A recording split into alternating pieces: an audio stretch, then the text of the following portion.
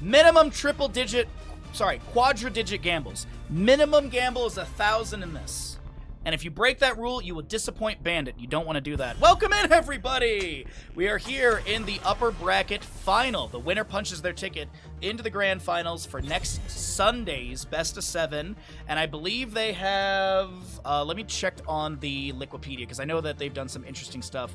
The grand finals, best of 7, upper bracket team has the choice of map pick and pick order in game 1. I don't think there's a loser disadvantage. There was a tournament where they did a loser's disadvantage, where the people that came from the lower bracket had no map ban in the grand finals. I don't think they're doing anything with that, but either way, let's find out who's going to be punching their ticket as the higher-seeded team for the grand finals next Sunday. Here's your Twitch prediction, ready to go. I believe everything should time out just right. Alterac Pass will be map number 1. If you're sitting there like, Bahamut, wait a minute, but what were the map bans? It's okay, don't panic, don't fear. I got you covered, my friends. The coin flip was won by the members of RIP. They opted in for first pick priority. They will ban away Battlefield of Eternity. The members of Gaflo's Girthy Gremlins will have map pick priority, of course. They will ban out Cursed Hollow, and Alterac Pass will be map 1 choice from Guga. ETC, Tyrael, Blaze, and Sergeant Hammer will all be removed as the left side first pick Maiev for RIP. Blind all in from Cat Peach. Okay, all right. I have 132. Damn, Foo Fighter. Good to see you, bud. If you guys want to bet less, you're welcome to. I'm just trying to encourage big gambles for the final best of 5 of the day, because this is a big deal. Team that wins here has to play just the grand finals next Sunday. Team that loses here will have to fight through one best of 5 to then get to the grand finals. So this could be a precursor to our grand finals. We could literally see these teams again. It's the team that, yes, this is, RIP is the team that plays Probius, and it's not banned against them, but they had a real rough game number 1 of that Probius, and I don't know if they're going to play it again. Victory for the Forsaken. I will fight to my last breath. Maiev, Sylvanas, Rhaegar. You know I'm going to talk about everyone's favorite two-headed, big-butted lad of Cho'Gall. Looking pretty decent for RIP.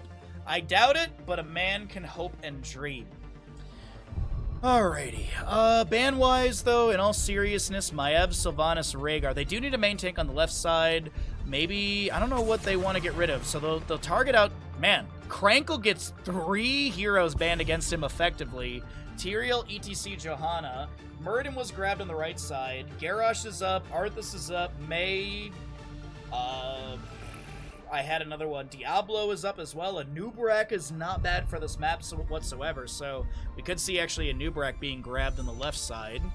Ban phase left, maybe a healer. No, it's going to be a target onto a Zeratul. Okay, we have not seen any Zeratul, but a lot of target bannings.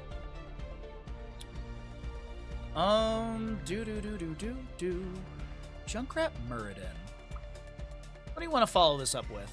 So far, they've got some dive. Anduin's not a bad idea. Dwarf launch, light bomb applied. You could light bomb Junkrat with Rip or Air. They're gonna go for Brightwing instead. Okay. So gonna try and polymorph any of the dive of Maiev or anything like that. Hogger's a solid pickup for soloing the the Nopak camp in the mid lane. As that is the main priority. Is Varian a good tank? He can be. Yeah, absolutely. Absolutely, Varian can be a good tank. Depends on the composition. So typically if you go Varian, the most common style for Varian is charge, taunt, single target deletion. So in the past you've seen things like Varian plus Chromie, Varian plus Jaina. Those are really, really good combos because you can basically charge, taunt, burst damage on a location. If you can follow up with some sort of secondary CC as well, that lockdown is a guaranteed kill every time. We have seen in the past Varian, Hanzo, Chromie. So you go charge, taunt, Dragon's Arrow, Chromie damage muddled into all of that as well. All right, we do have our we have our draft unfolded in front of us. Maiev, Sylvanas, Rhaegar, Garrosh, and Chen on the left side. Right side for Gaflo's Girthy Gremlins is that Junkrat, Muradin, Hogger, Brightwing, and Hanzo.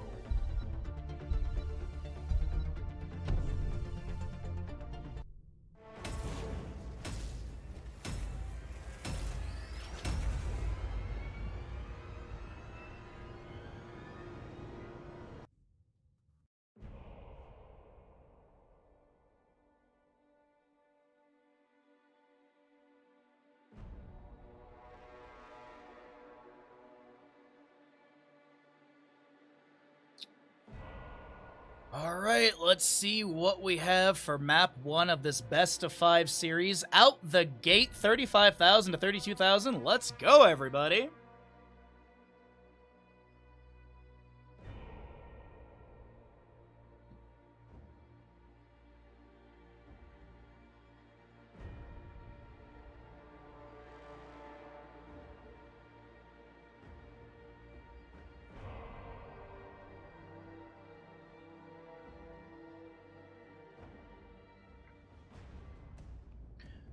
Into Alterac we go. Muradin going to be played by DK. You've got Gaflo on that Junkrat. Surdef, Hogger, Nano, Hanzo, and AFK Banana in the Hall of Storms playing your Brightwing.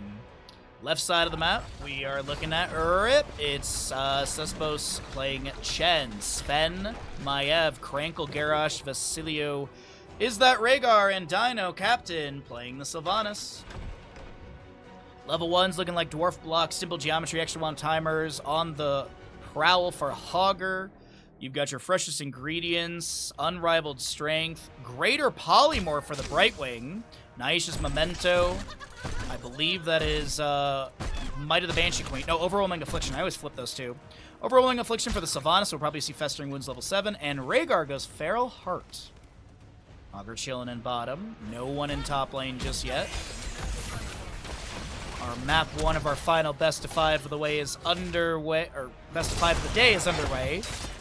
And we'll see Nice Memento immediately activated, gets the bounce on this camp. We have Junkrat and Hanzo working on the right side. Hogger is faster for these camps, but he's going to be prioritizing bottom for the time being up against the Chen.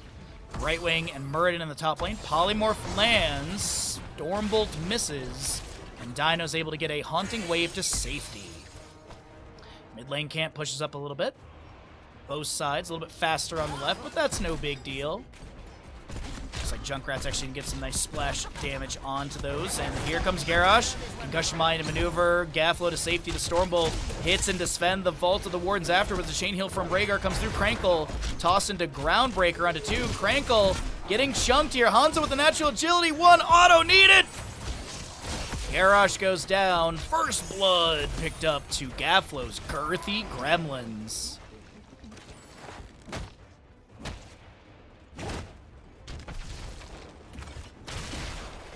Muradin heading into top lane to be able to get him a little bit more soak. Gaff is going to be able to throw a steel trap into the bush. Dino being forced back as well through the top lane. The inspired minions start sieging in. Concussion Mine to try and push Dino back, but no connection on the Concussion Mine. 26 seconds on the right camp, 20 on the left. We should see rotation coming out for those very soon. 5th stack from Hanzo, I believe, picked up onto Sven. Thunder Burn level 4 for your Muradin. It is going to be Boom Pow for Junkrat. 6-second cooldown on the Concussion Mine from 16 if you displace an enemy hero or hit them with the Concussion Mine. No pin down for the Maiev, goes into Blade Dance. Unstable Poison, Indomitable, Flying Kick, Deadly Strike, which synergizes with Freshest Ingredients. Also have your Brightwing in bottom with the help of Hogger, able to back away. Hanzo Symbol Geometry continues. Magic Spit for the Brightwing, no unstable Anomaly to go with the Greater Polymorph. No Dream Shot to synergize with the level 1 Greater Polymorph as well. Black Arrow from Sylvanas activated. Try to get a little soft siege onto the gate in bottom lane, and they will be able to achieve such siege. Junkrat in top lane still soaking up best he can.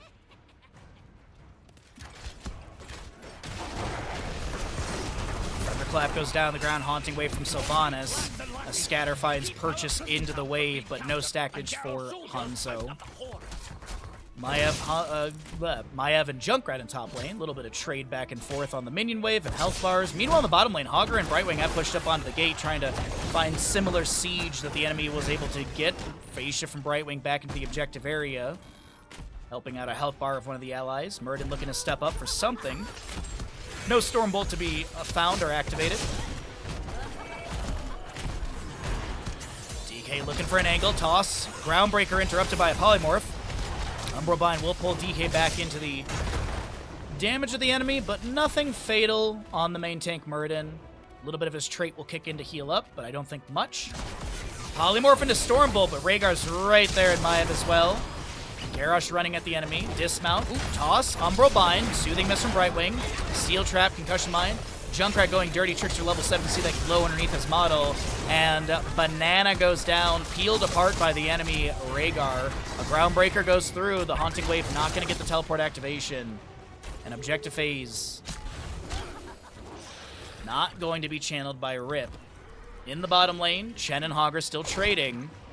Does seem like Hogger's been pushing more and more minions into the gate. But that health bar of Serdath getting a bit low. Gonna activate that Hog Wild back away. Junkrat starts working on this camp over here. Actually could let your health bar drop down and use the Dirty Trickster to trigger on the automatic below 50% health, but Gaff does not. 20-second cooldown on that one, by the way. Was nerfed by 8 seconds. Probably like 6 months ago, I think. Maybe 8 months at this point. Used to be 12 seconds, now up to 20 if memory serves correct, indeed. And we got our 10 talent tiers coming through soon, so as you've been seeing throughout today, we're going to cycle through other numbers if you're curious about some early game stats. Murden going for the channel. Spirit of Vengeance from Maiev was activated, so can't use that for another delay, or any delay. No Haunting Wave from Sylvanas either. Stormbow to check the bush. Scatter goes out as well. Hanzo's still working on level 1 Simple Geometry. Good polymorph onto Crankle. Misses the Groundbreaker, and 15 seconds remain as Simple Geometry just now getting finished at 5 minutes 16. Sylvanas goes to siege into top a little bit. Black Arrow activated. Hanzo's here with a scatter. Doesn't find its connection. Crankle seen. Phase shift from Brightwing onto Murden. Dwarf toss in. Thunderclap on the ground. Arcane Flare goes out. Small Haunting Wave hit from Sylvanas. Crankle steps up again. I think it was going to look for a little Blood Craze. Hogger in bottom lane, I saw him bouncing around on the minimap. Nah, looks like they're just trading blows once again. Oh, little camera jump. Heroic-wise, left side, Wandering Keg, Containment Disc, Warlord's Challenge. There's the Mind Control, attempted to find someone. Dino misses, 40-second cooldown. And Ancestor Healing. On the opposing side, they hit their 10 talent tiers. Murden has the Piercing Stormbolt and cooldown value you see on the left side of your screen. Dwarf tosses in, thrown by Garrosh, misses the Stormbolt. Thunderclap on the ground. The scatter from Hanzo is good. The Riptire comes through. Ancestral connecting onto Crankle to help out that health bar. As a few more autos do find purchase. Crankle getting really low to that Hanzo sustained poke. Vault of the Wardens from Sven, able to avoid any Stormbow hit. Another scatter goes out. Crankle did tap well. Murden looks like he's doing the same thing in top lane. As you see on the top bar, his mana and healing is coming up.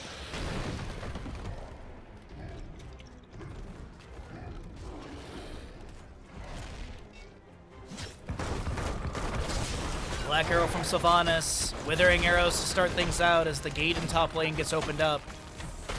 DK, Dwarf tosses in, gets thrown again. Haunting Wave from Sylvanas. Dragon's Arrow finds its way into that Rhaegar on the backline. They're going to try and take him down with a Shockwave at max range, but the ally toss and the Containment Disc create the space needed. Mind Control misses onto Junkrat, and traded Heroics with no value to be found. Groundbreaker interrupted. Toss onto DK again, who uses Dwarf Toss to back away over to the ally crew. Mid lane, Nullpack pushing in. Will be dealt with, so that might be the green light for Gaflo's Girthy Gremlins to try and get the channel. Polymorph on to Sylvanas, and she's unable to use any abilities to delay things out. Elusive Brawler was activated by the Chen. He does pop his Wandering Keg, trying to push people around. Doesn't get the displacement he's hoping for, I believe. Staggering blow from Hogger is really good. Here comes a Riptire from the Junkrat. Might take down Crankle. Indomitable activated. Boom, baby, as the Polymorph and the Murden damage find the Garrosh kill. Second kill over to the side of Gaflo's Girthy Gremlins. And now Junkrat looks to push things up in top lane. Hogger heading to bottom, and the rest of the team, I believe, will be in mid lane.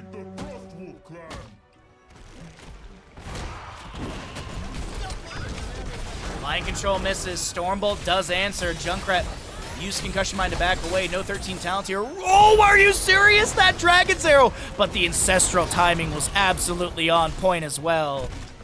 Dragon's Arrow was nearly fired from mid there.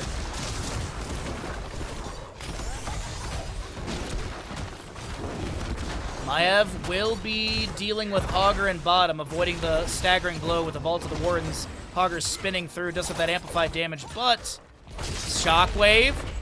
Loot Horde, easy throw dynamite! Auto attack! One auto! One auto! Or just a kablooey. Or just the easy throw dynamite for the insta activation. Gets the kill onto Maiev in bottom lane and confirms the fort. Surdath playing a beautiful Augur in map number 1 of this best of 5 upper bracket final.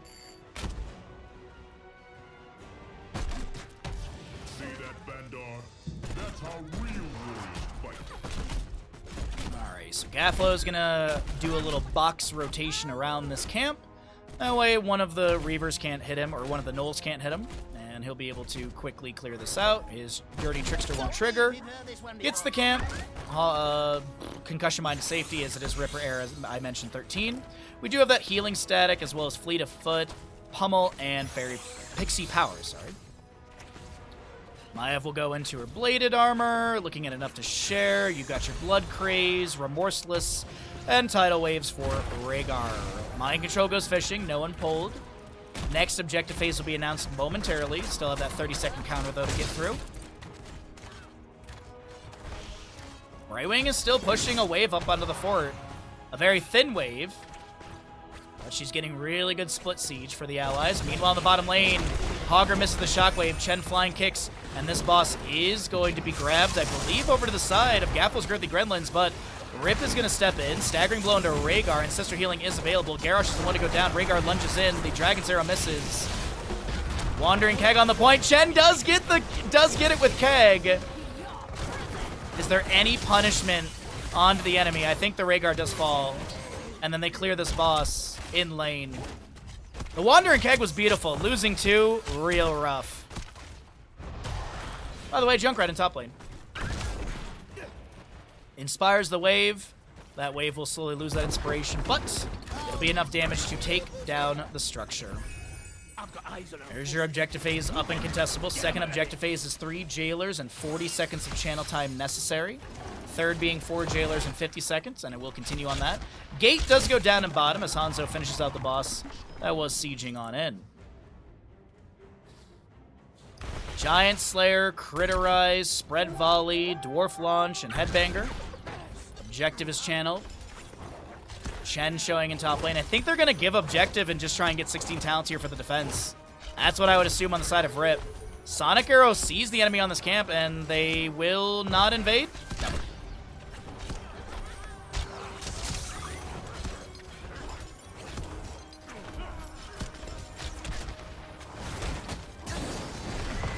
Is there enough of a delay onto the jailers right there? There's one jailer still channeling, and they actually don't get the interrupt in time. There's a containment disc onto Murden. The Wandering Keg pushing Junkrat around. The Dragon's Arrow lands onto 3 enemy heroes. Augur with a staggering blow. Junkrat's trying to take down the Chen, and he will be picked off by that Panda Pal. The Groundbreaker finds DK.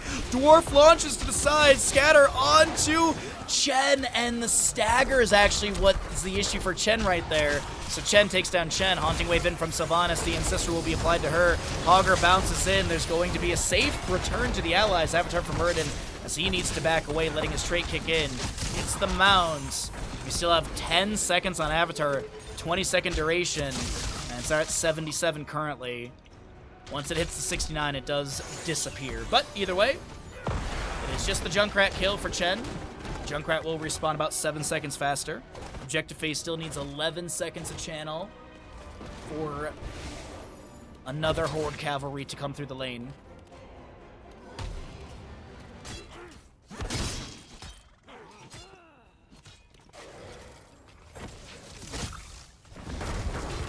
Okay. Containment disc on to Junkrat. Rhaegar gets the channel. Stormbolt misses. Brightwing in top lane pushing. We'll get a phase shift on to that mind-controlled Muradin. There's a Warlord Shout, Speed of Vengeance, and all of this. Garrosh so low, gets a Bloodthirst to heal up. The Wandering Keg trying to push Muradin further away from his allies, but it's Chen who now needs to back away with that Wandering Keg. Jailers will get the counter channel. Surdath and Banana going for this. The scatter from Nano on point. Takes down Chen. And this will be another Horde Cavalry coming through. Keep in mind, there's this mid lane camp that was grabbed by Gaflo's Girthy Gremlins. They will push into mid lane fort with that. Oh, it's looking good for our red side squad in map number 1 of this best of 5 playoff matchup.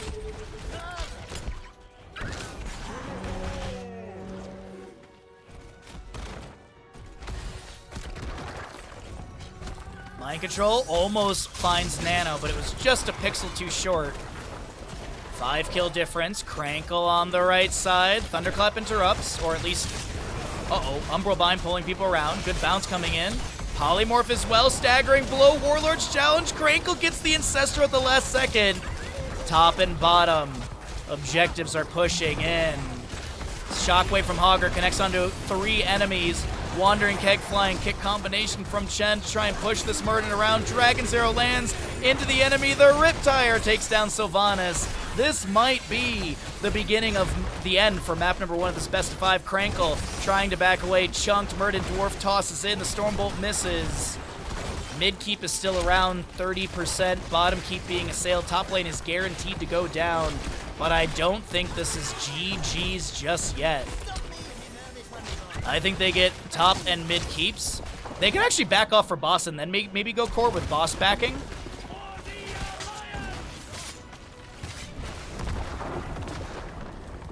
I think that's the trajectory we're heading into. The next time It's looking like Hanzo's heading up over there. Junkrat's going to grab a camp over here with that spread volley and cannonballs level 20. Rewind Muradin, Bullseye. Blink Heal, Invisible Friends upgrade, and Hogger, what are we looking at? It is going to be Power Spike. What's Hanzo's win rate right now? About 350. Junkrat being chased, gets a concussion mine to safety. Spirit of Vengeance to the side for Maiev. A scatter gets maybe... No, dismount. Elusive Brawler activated. The ping's onto the Chen. I think he's just trying to back away right now. Hogger gets a pretty decent bounce. That's a great Dragon's Arrow. Containment Disc. Cleanse onto Sven. Stormbolt misses Garrosh. And Hogger is going to continue his bounce. The Shockwave afterwards. The Cannonballs. The Staggering Blow. Muradin gets credit for the kill onto Maiev. Riptire summoned by Junkrat. They want to take down Dino. And Dino will be dead. What the... What? Mid-air... Garrosh yoinked Junkrat like mid-air with that toss. Scatter goes out. What's the boss health bar at? 50%. And the Filthy Alliance are getting a little bit low. Hogger's like, maybe I go hit core? They're like, no. We gotta set precedence for map number 1. And we gotta take the enemy team all the way to Northern Europe to go visit everyone's favorite cold country. Oh, Crankle.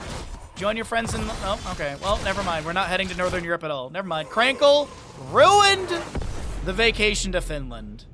But GG, well played. Gaflo's Girthy Gremlins with a insane map number 1, in my opinion.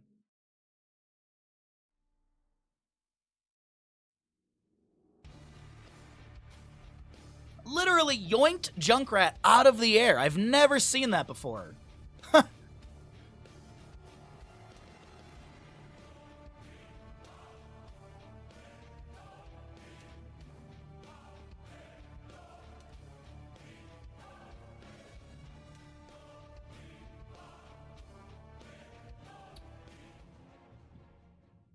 Welcome in, everybody, into map number 2 of our best of 5 upper bracket final. Let me actually put that in the stream title. We're going to say upper bracket BO5 final.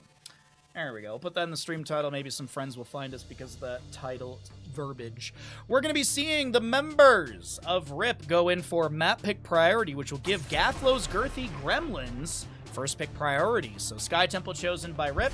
Gaflo's Girthy Gremlins out the gate with an ETC ban. Sergeant Hammer will be removed as well. And your Twitch prediction going once again. Hey, if you won channel points, roll them into your victory. That's always what I like to say too. No, we're losing because you're playing. Oh, fuck off, LaFosse. I can't remember you. I can't believe you remembered that. I can't believe you remembered that quote. God, that was so annoying.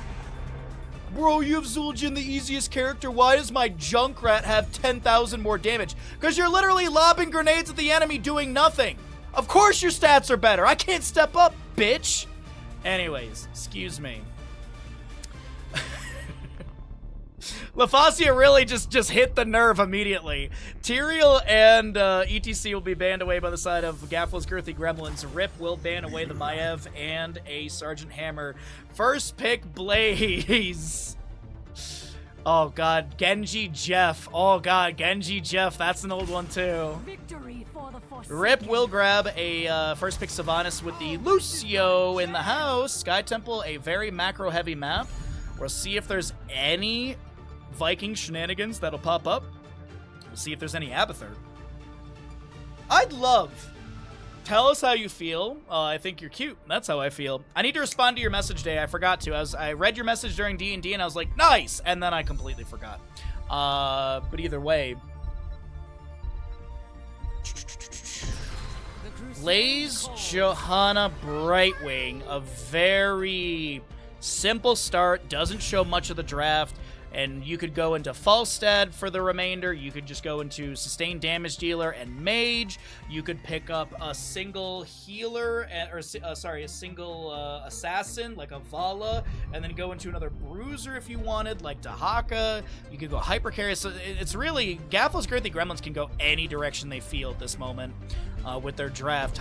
Because Johanna can kind of, as I mentioned before, she can kind of blend between a dive and a control draft. You pop Iron Skin, run at the enemy team, Bless Shield, Blaze comes in, Polymorph some Brightwing. Sorry, my neck is a little tight today. I keep having to stretch it up. Genji will be removed. I don't hate the idea of the Genji ban. I think that getting into the backline, the harassment, the mobility is really nice.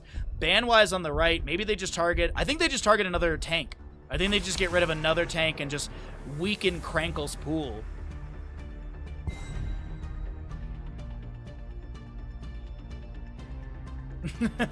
Turbo. Yeah.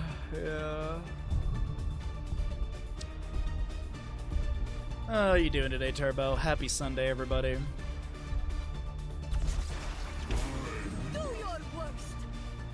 That's a deep dig right there for a Mal'Ganis. Oh, dude, Mal'Ganis is gonna struggle. Because, Carrion Swarm and Dark Conversion both have a wind-up, or in a very telegraphed animation. If Brightwing can just polymorph that. Johanna can Bless Shield that. Blaze can Jet Propulsion that. I think Mal'Ganis is gonna have a terrible time in this game. With every death comes honor. With honor, redemption. I think Mal'Ganis is gonna have a miserable game. Maybe he'll get a high five from Lucio beforehand for that, but Carrion Swarm and Dark Conversion have really big and very telegraphed animations, in my opinion. Last pick, they need more damage. They're really lacking on damage for Rip.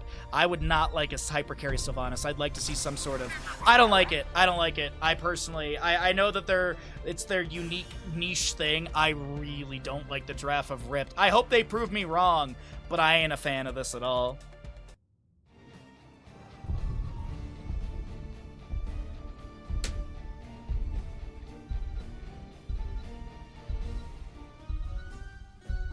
On paper, I think Gaflo's Girthy Gremlins win this.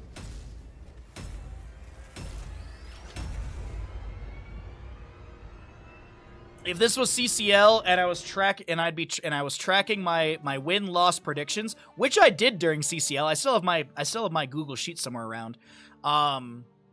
Because we'd always do predictions before the game, and I would always write down my prediction, and then I actually even had a stat in my sheet for how correct or wrong I was on predictions. I have to dig that. I'm sure I have one of the last sheets filed away. I don't think I deleted them.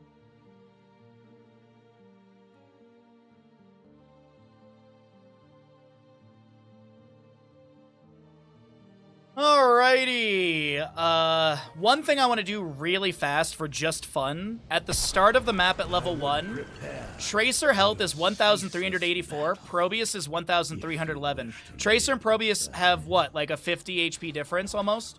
Left side of the map, down in this best of 5 series, trying to make it a 1-1 score through. Their map priority choice of Sky Temple is Rip.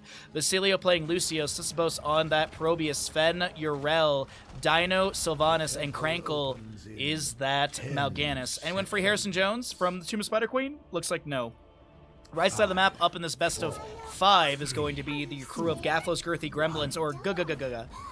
Gaflo playing Tracer, Surdeth, Blaze, Nano, Hanzo, a Banana Brightwing, and DK is simply on Johanna. Redemption, level 1.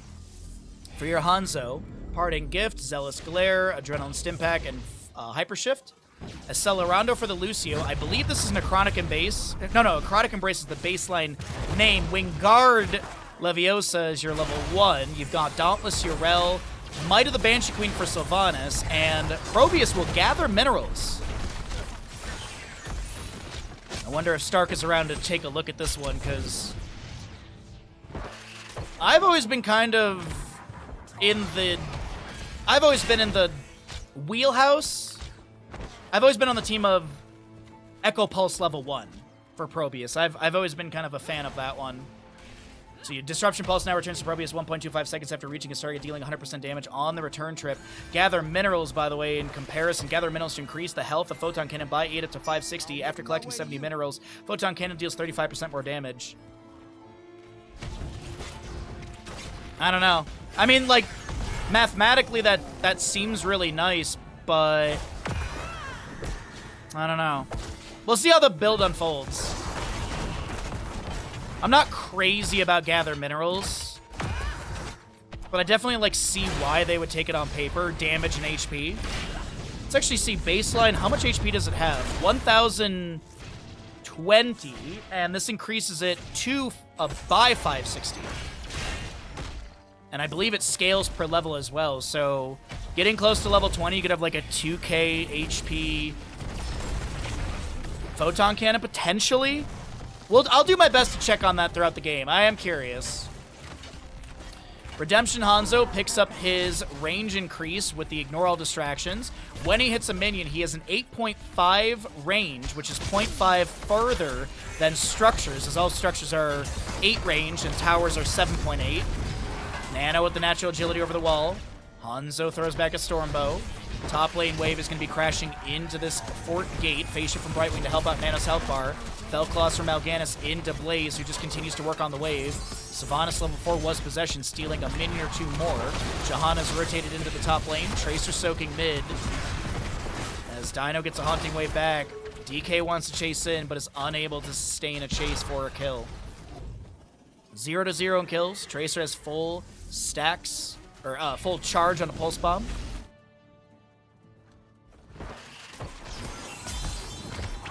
Night Rush into 2, and they'll just take a nap in the bush. No follow-up damage into them. Tracer manages bottom lane as best as she can, taking down the pylons.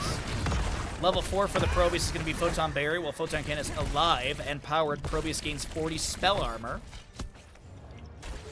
Might be nice against Tracer Pulse Bomb Burst. Lucio getting chunked a little bit. Mal'Ganis steps in. Scatter goes out into him. Nano wants to chase in for more auto attacks for Redemption stackage. Went from 8 to 9 just now. The Guardian of this objective pushes back Nano, but they're going to continue to step up with Blaze and Brightwing. Beautiful polymorph into Jet Propulsion. Mal'Ganis is taken down. And first blood to Gaflo's Girthy Gremlins. Suppressive Fire for Blaze to reduce spell power of the enemy. You have your Never Outmatch, which is a nice synergy with the level 1. Since you have faster auto attack speed, means more scatters. Probably a Giant Slayer later on. Soothing Mist with... Critical Mist with the Magic Spit to synergize. Tracer picks up the Locked and Loaded. Conviction for your Johanna. Divine Steed. Fellclaws upgrade with Will of Trichondrius. I believe that's pronounced Ticonderoga, actually. Excuse me. Reverse amp Lucio, Festering Wounds, and Probius continues with Tower Defense. Full Photon Cannon build for our Probius. This is 41 of 70 minerals. Make it 46, actually. Continues to push things up in bottom. Looks like the gate has been taken down of this fort over here. A mid lane, I apologize. Tracer gets taken down. Banana trying to back away. Tower shots are onto the enemy. The Black Arrow activated. Banana, do you have any way of getting away? Oh, I thought Mal'Ganis was going to start retreating. Hanzo might try and trade. Finishes Redemption. Jet Propulsion misses. One auto needed. One auto. Twin Flames comes through. Dino trying to back away. Sonic Arrow sees the enemy retreat.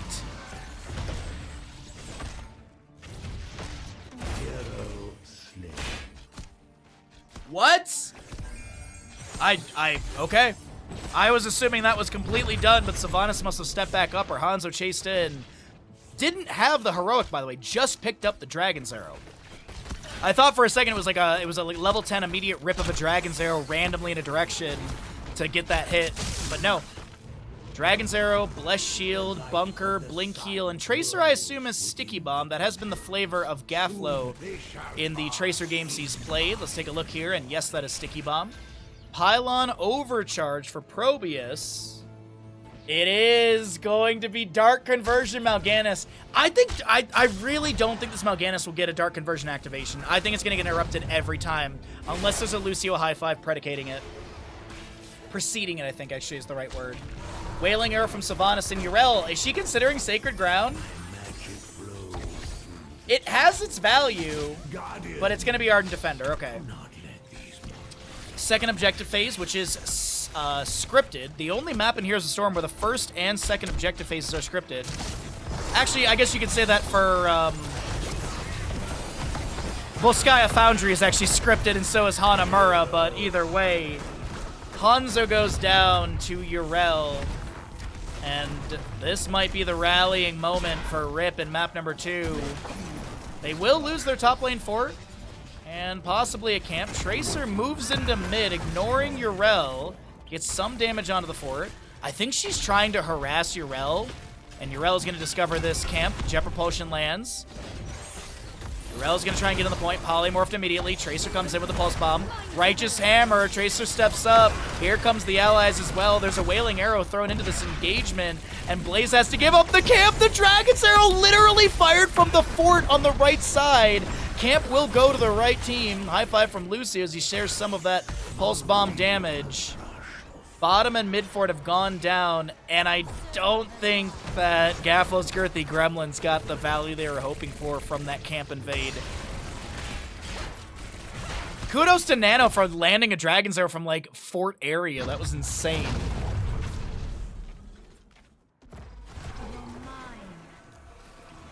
The second one is not, forget what. The first Towers of Doom is, and technically the first Towers of Doom is not scripted because there's an RNG location.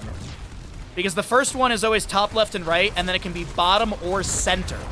Whereas this one is, the first is top and center, the second is always bottom, and then you get into the RNG of it all. Phase shift from Brightwing. Boss is being contested. Also, you missed 2 Alterac pass maps, bud. Unless you were here for them. Yrel jumps in with the Righteous Hammer. Jet Propulsion Blaze. There's going to be Dark Conversion from Mal'Ganis. Pulse Bomb applied to him. The boss pit. They're all fighting Pylon Overcharge. It's going to be Rip who get the boss. And Gaflo's Girthy Gremlins who will get the kill into Mal'Ganis.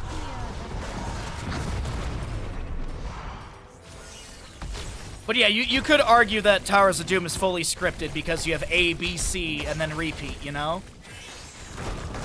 Whereas Hanamura, it's scripted based off of where you've gone with your route. So like the first route is north-south, second route is like to the east, third route is like the difficult route into the enemy team's side of the map or something. I don't know, we don't see Hanamura anymore, so it's really a kind of a moot point. That's a Pulse Bomb onto Lucio, and he gets taken down by Hanzo, who refinishes Redemption. Mal'Ganis with a few Foul Claws into the enemy. There's a bunker down from Blaze. Dino trying to back away. The Jet Propulsion comes through. Sylvanas gets popped, and Probius Oh, you may have saved Ire, but you are not going to be able to save Sky Temple. Gets taken down as the objective phase just comes through and immediate tower shots from top lane into mid.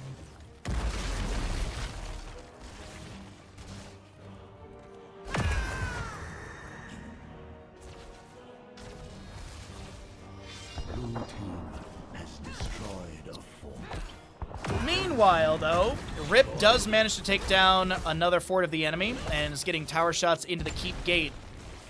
It may be 7-3 in kills, but map-wise, things are in favor of Rip. Gaflo's Girthy Gremlins still working through the fort in bottom lane. Siege Giants grabbed by Blaze. I think Hanzo might have helped out a little bit.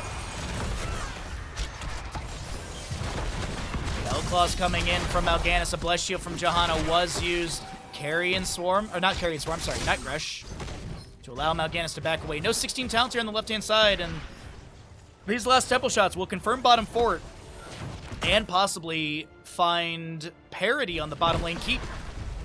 This actually might be an even game. This actually might be the moment where Gaflo's Girthy Gremlins can pull ahead. Will the tower shots finish out the fort? I believe they do. I'm watching on the left side. I'm also watching on the right for a potential engagement. No way, dude. 45 HP was what I saw. Dragon Zero lands into this Siege Giant pit. We do have a massive fight breaking out. Grobius is the one to go down. Johanna takes down Lucio. Brightwing falls. There was a Wailing Arrow. Hanzo goes down. And another camp invade that does not go the way of Gaflo's Girthy Gremlins. They trade 2 for 2. They don't get the camp. But I think DK might get taken down. Tracer comes in, dismounts Urel. Righteous Hammer is the end of that. So 2 for 2, but they lose the Siege Giants. 17. We're looking at, let's call it a half a level lead.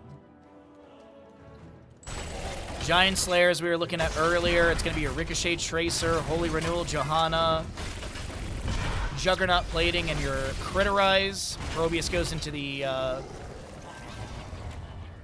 interface as well. Will the Forsaken, Templar's Verdict. Is that blind as a bat? Indeed it is. And then up the frequency for Lucio at 16.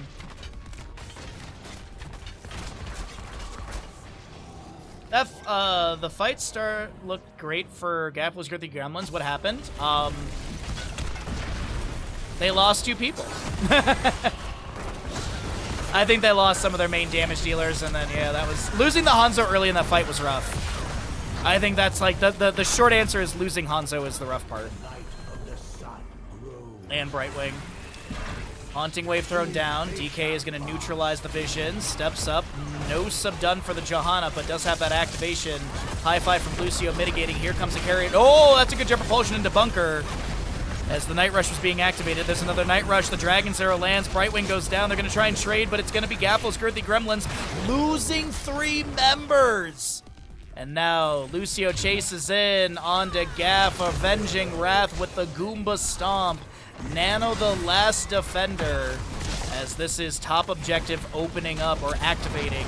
Black Arrow from Sylvanas. Death timers are kind of long here. Can Rip take map number 2 and make it a 1-1 score? Night Rush can't chase in. They go for the keep.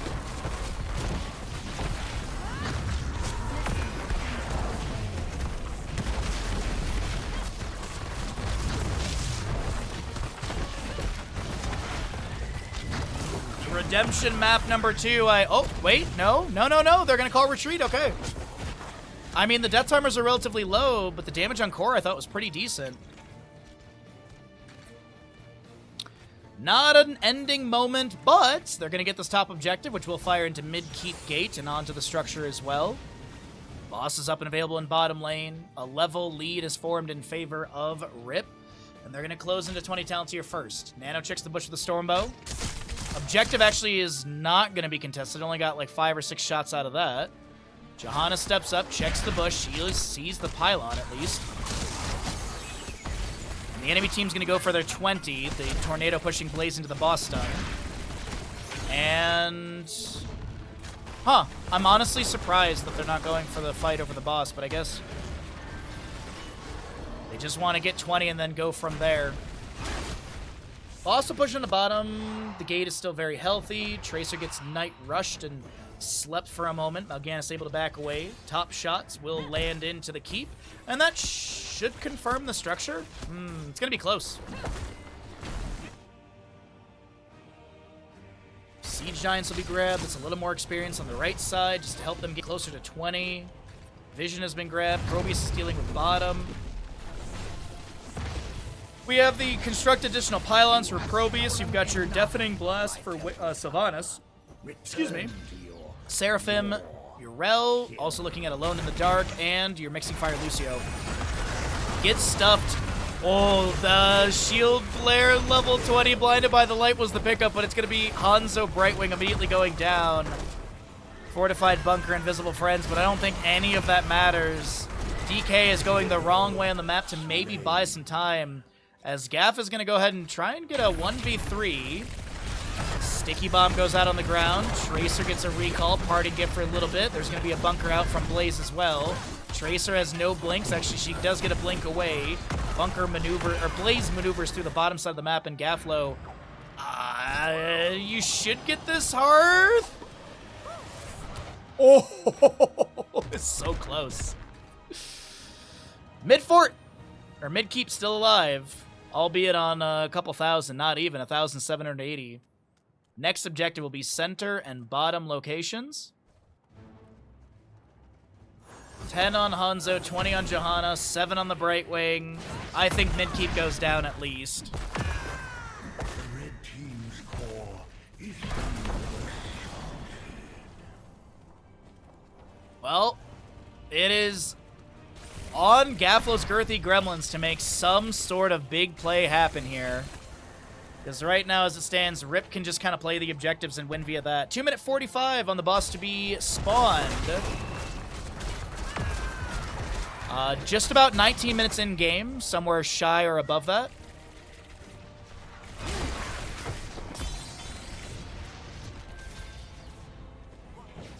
Blaze in the top lane wave, pushing things up a little bit. Left side camp will be grabbed as well. Get rid of the photon cannon really quickly. Oh, I should check the next one that gets placed. I want to see the health bar for those things. As we are done with that level 1 and have a pretty much a full build at level 22 almost for Probius. Bottom shots going to bottom keep. Wailing. Jesus Christ. Goodbye, Tracer. Bless you from the Johanna. They will be able to trade into the Lucio at least. Photon Cannon at level 22 had 2,200 HP. 2,406 HP at level 22 with the level 1, if you're curious. Blaze gets mid. Bottom keep goes down. Mid keep to be traded, though. Ooh, I don't think mid keep goes down, actually. Bottom keep for sure goes down.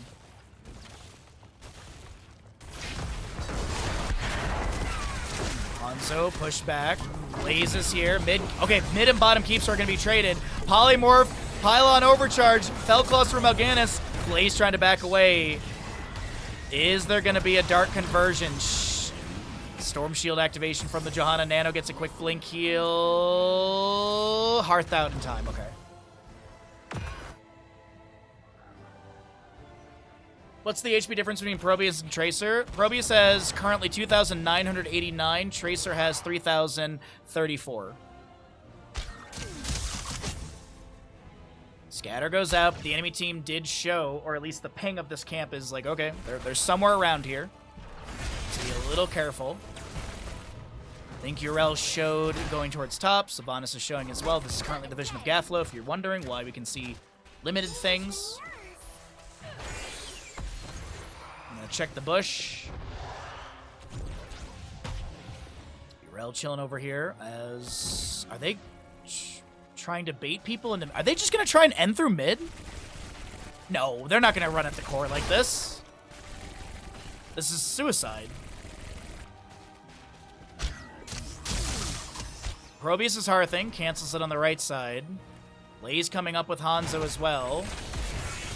Redemption almost refinished. A Righteous Hammer pushing people around. The Haunting Wave not going to teleport. The Jet Propulsion lands into Yrel, who gets a high five from Lucio. Tracer trying to find a flank. There's going to be a Dark Conversion onto one of the enemies. The mid lane wave slowly crashing into the enemy core. As Yrel, Righteous Hammer, Mal'Ganis gets deleted. Pylon overcharges here. Tracer wants to get the kill into Lucio as he's just going to speed away. The Jet Propulsion misses from Blaze. Gets a phase shift from Brightwing. And Rip might just run at the enemy core to try and delay things out. Hanzo trying to chase onto Probius. Blaze finds the Sylvanas in her retreat. Haunting Wave dodges the Jet Propulsion. Sven, Ardent Defender, is available. Objective phase is here. Hanzo takes down the Probius in the bottom lane. I do apologize, as Blaze now holds mid lane objective. And they cannot trade objectives. It has to be either both held or... because obviously they're going to be taking core shots. Johanna, is there a phase shift from Brightwing in time? This is a little far forward from Johanna. DK gets taken down. That's real rough. Blaze needs to rotate out, and they need to find a fight, and they need to get another kill. 4v5, they need to get a kill. Gaflo really low. Phase shift from Brightwing. Connects in time, but Hanzo goes down. Jet Propulsion sub-cleansed by the Seraphim. Adrenaline Stimpak to try and close the distance once again. Pulse Bomb up in a little bit. It went from 25 to 79 so quickly. Dino jumps into the camp. There's going to be an Indomitable from Sven. They're so far from their core. Mal'Ganis running across the map to try and join in. They want to get another kill, but it's not working out, and it's falling apart. Hindsight's 2020, and I really wish Surdath never went to that mid-objective, as now it's Mal'Ganis on said mid-objective. Core shielding scratch. Probius sets to top lane. There is a Sylvanas kill, which is a nice staggered death. 1 second on Johanna, 15 on Hanzo. Last shots go into Keep in top lane, and those will take it down. Core is losing HP, almost 5% per hit. Pylon overcharge. They want to stay on the point, so they cancel out these shots. Dragon's Arrow's been fired from the core. Dragon's Arrow was fired from the Hall of Storms. Just barely misses Yrel. 56%. Johanna's on the point. No Sylvanas. It's a 5v4 as Nano comes through. The Pulse Bomb lands. DK getting low. Shield Glare's thrown back into the enemy. That is a Probius to fall. Tower shots onto the enemy core. Brightwing does go down. Nano on the right side of your screen getting a little bit low from the Lucio. Gets a Storm Shield from the Johanna. And I think Tracer has the number of Lucio. Mal'Ganis will be able to take down the Hanzo as well.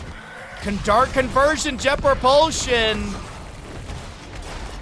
Blind as a bat. Pulse Bomb misses. Tracer wants to get another staggered kill. And will be able to achieve... Oh! No! No!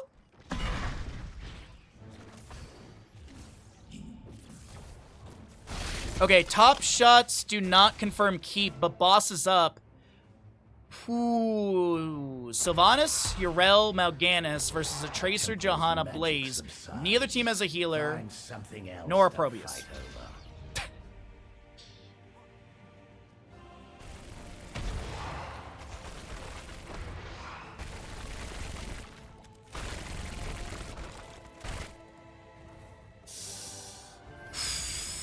This is a tense map number 2, man. I thought Rip had it in the bag earlier. But next objective phase, we haven't seen previewed on the minimap just yet. I'm watching. It's going to be double objective, top and bottom. And trade-wise, things are looking good for Rip. I mean, realistically, Rip gets one good team fight. They run at the enemy core and win.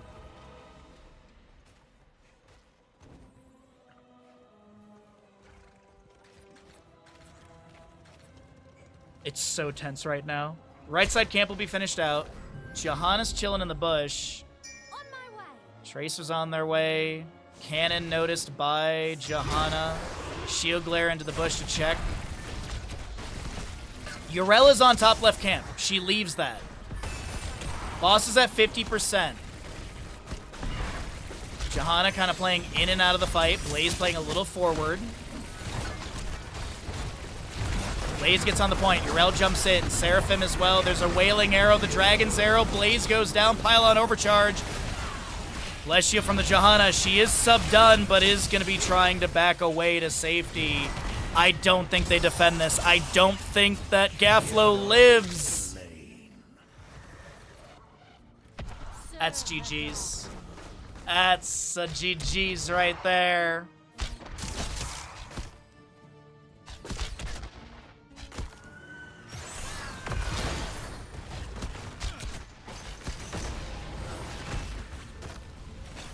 Red team's core is under Mal'Ganis on top, Sylvanas on bottom. Oh, that's some phrasing. Objective phasings are going to be controlled by the enemy plus boss, and that is going to be GG's. There were some real sketchy moments right there. There were some extremely sketchy moments. But you know what, chat?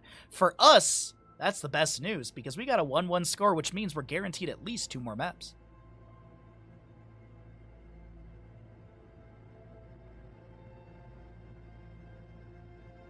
Another thing that needs to be either nerfed or changed or removed is Seraphim level 20 for Yrel. Seraphim is stupid overpowered, okay? It's effectively an 8-second cooldown because it's activate to become unstoppable for 2 seconds. That cooldown of 10 seconds starts immediately when you push the button, and you have 2 seconds of unstoppable. So in effect, it is an 8-second cooldown. Hand of Freedom should not be self-castable for Yrel because of the literal tooltip. Grant an allied hero. Not Yrel, allied. Seraphim should be like a 20-second cooldown, honestly. It should not be 10 seconds. That has no bias in this game. It's just, that's my opinion of Yrel, period. Nerf the hell out of Hand of Freedom and Seraphim, please, for the love of God.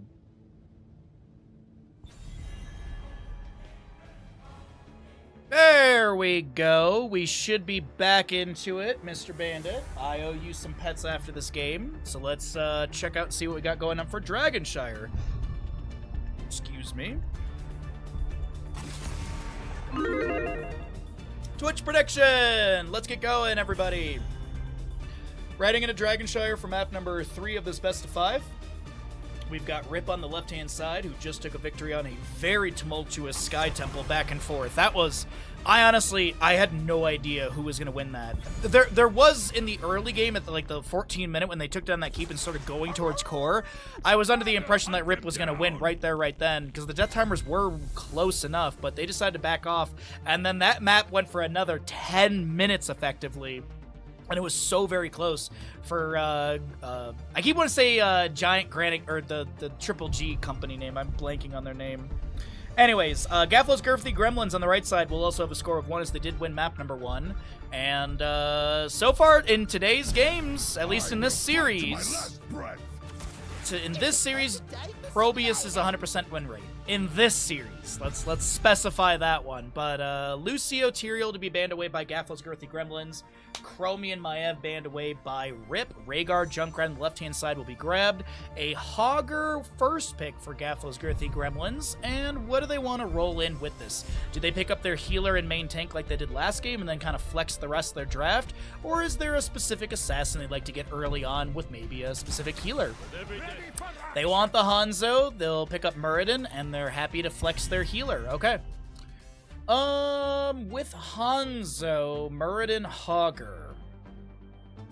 Malfurion could be a priority. Actually, Malfurion could draw a ban. Deckard's not bad either. Brightwing could potentially draw a ban. Actually, a Brightwing ban would be huge here into the solo lane.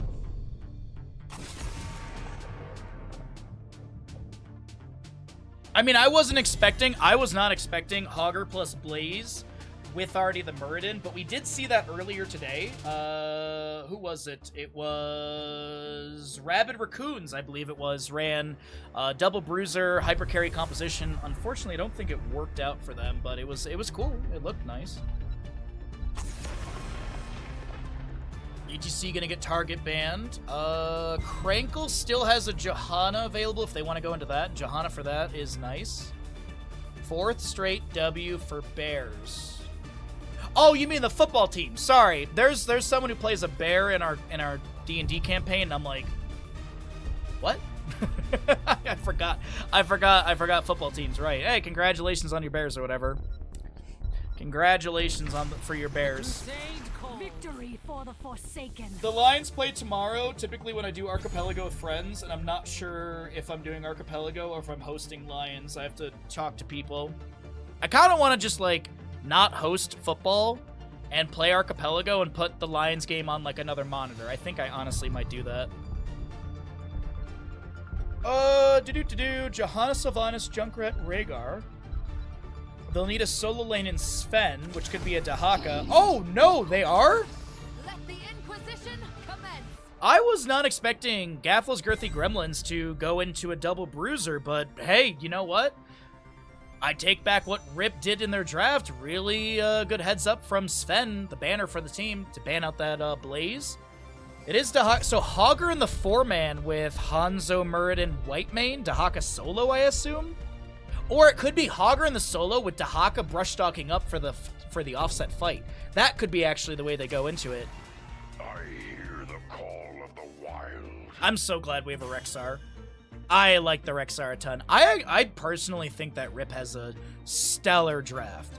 Purge, Cleanse, Baseline, 60-second, Concussion Mine, Steel Trap, Sustain Poke or damage from Junkrat, Johanna Condemn, Slows with Subdue, Sylvanas Mobility, Sustain Damage, Rexar CC, Sustain Damage. It's a really good draft from Rip. Let's get into the game, everyone, as we talk about also the members of Gaflo's Girthy Gremlins. We've got that Hogger Displacement, Shockwave Potential, Bounce Damage is nice, Muradin Stormbolt Baseline, Whitemane, I feel like she doesn't kind of come online until like 7. She has early game value, but I don't feel like Intercession's a big thing for her at level 7. Hanzo, he comes online when he finishes his level 1. I mean, he's already good damage, but I think Target Practice, Redemption, or Simple Geometry are all factors to really, turn him on damage-wise. My phrasing in the latter half of today's stream has just been... Mal'Ganis on top, Sylvanas on the bottom. God dang. All right, anyways, let's get into it. Upper bracket best of 5 final. Map number 3. And we'll see who's going to pull ahead in this series. Who has the advantage? You know me, chat. I want map number 5. Map still available: Infernal, Tomb, and Towers of Doom. Heroes, prepare for combat. All right. Rip can win this one, then Gaflo's Girthy Gremlins win like Tomb of the Spider Queen next, and then we go to Towers of Doom for map 5. Please, that's what I want. On the left-hand side, it is Rip who just took victory on a hard-fought Sky Temple map, and they have got a new comp, maybe some repeated characters. I honestly don't remember. Crankle will be on your Johanna, Sisbos on that, Sylvanas, Dino, Junkrat, Sven to play Rexar, Vasilio on the Rhaegar, and of course no one can play Misha but Misha. Right side of the map is going to be Gaflo's Girthy Gremlins, as they will look to put a score or gain a lead in this series with their DK Muradin, Gaflo Hogger, Nano Hanzo, Banana, Whitemane, and Surdath on the Dahaka. Nano's played literally 3 games of Hanzo, by the way. This is Nano's 3rd game of Hanzo today. At least in this series. I honestly don't remember what he played earlier in the matchup versus Exodia Light. So we got bruiser camps to be grabbed on the left and the right side in the top lane. Dahaka up against Rexar and the Oh, it's Flare level 1. Tricky shuffles for the Junkrat, by the way. We do have your Colossal Totem. That is going to be Might of the Banshee Queen and Holy... Zealous Glare for the Johanna. Holy Renewal is a little later on. 3rd Wind Muradin. You've also got your Pity the Frail Whitemane. More Enduring Swarm for the Dahaka, so he's going to go W build, which I do like. Redemption, Hanzo, and on the prowl for the Hoggers. Banana's getting a little bit low here in the mid lane. Whitemane's trying to back away. Purge onto Whitemane for the 80% slow. Right, the 80% slow is baseline, right? Yeah. When used on enemy heroes, slow them by 80%. Because there's Purification, and I always forget that one, but the Purification adds the shield damage thingy.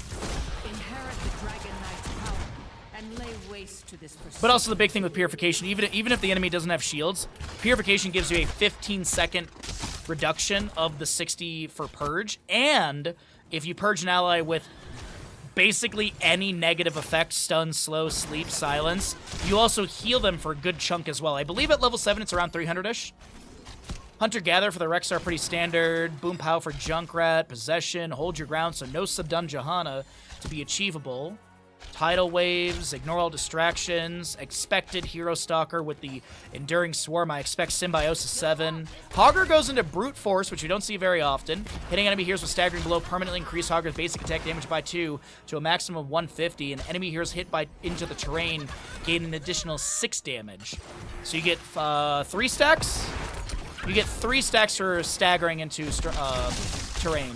And then White Man goes into Martyrdom, which is pretty standard. Dino goes down as I'm rambling about talents. In the top lane, Dahaka's being sieged into with a very inspired minion wave. Black Arrow's backing that siege as well. And the entirety of Fort Gate in top lane completely eviscerated by Sylvanas. Her Black Arrows have expired, and Dahaka health bar is low. Murden's rotated in. Dwarf Toss, Stormbolt misses. Beautiful Haunting Wave to be able to maneuver out of that CC potential.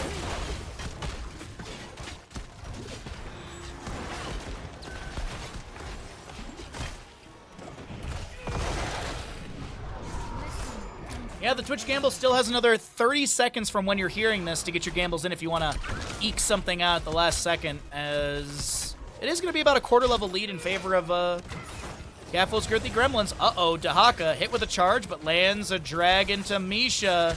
She'll be fine. Johanna will get Sunshrine. It looks like Rhaegar is... Uh-oh. Uh-oh, SpaghettiOs.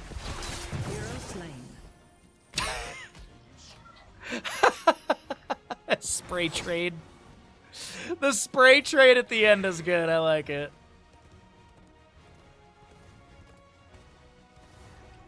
Alright, I'll take a look in the mid here really quickly, as it is going to be just a quick clear onto the wave further down into bottom lane. Uh-oh, Muradin, Concussion Mine, into tower shots. Oh wait, no, there's minions. There's minions! Honestly, if those minions were cleared, I think DK dies there from tower shots. 2 tower shots would have been enough. Good boy, Bandit. We're almost done today. I know, today's a long day. I know today's a long day, bud, but we'll go for a big walk after stream, okay? I promise.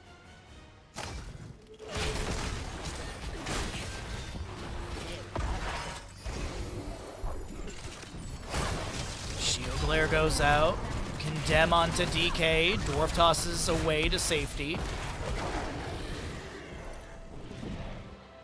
And Dahaka's going to regain control of Sunshrine and top. We got our 10 talent tiers coming up soon. Uh-oh, wait, never mind. Misha's here. She'll put a paw on the point and regain control of Sunshine.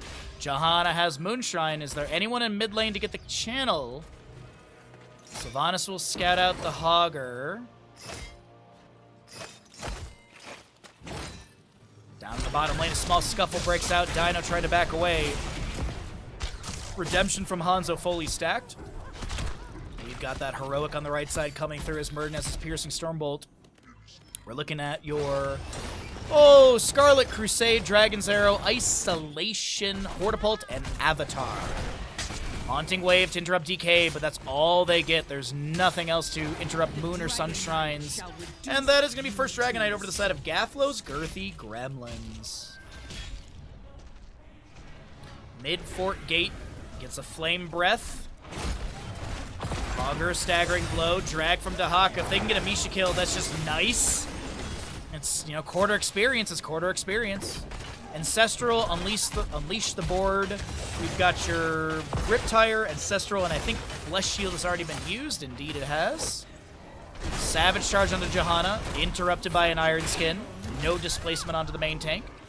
Hanzo starts stepping up in bottom lane. The minion wave is about to arrive, but he doesn't obviously want to take free tower shots. Using Sidewall, or just damaging on a Sidewall. It's not like he has Vala hatred or anything. Couple autos landed to Dino. 3 autos nearly chunk him down to 50%. A quick chain heal from Rhaegar will come through. I heard the boards unleash in top lane from Rexar. Then very low. Isolation eaten by Misha. Get down, Mr. President, as Rexar tries to back away. Junkrat coming through. Easy throw dynamite on the ground. Wailing arrow into the enemy. White Mane. Does she have a Scarlet Aegis for the allies to throw down? Absolutely. She helps out with some armor. Concussion Mine Ancestral onto Junkrat. And Riptire gets a hit onto 3, but it's no reset, obviously no Rip or Air level, or no extra oomph level 20. Serdath low, dropped. Misha for... Ooh, no. Gaflo's Girthy Gremlins, they're trying to back away, and Murden's forced to use Avatar. He did go into Reverb at level 4, so every time he hits an enemy hero with his Thunderclap, he gets a 4.5 second cooldown on his 90-second Heroic.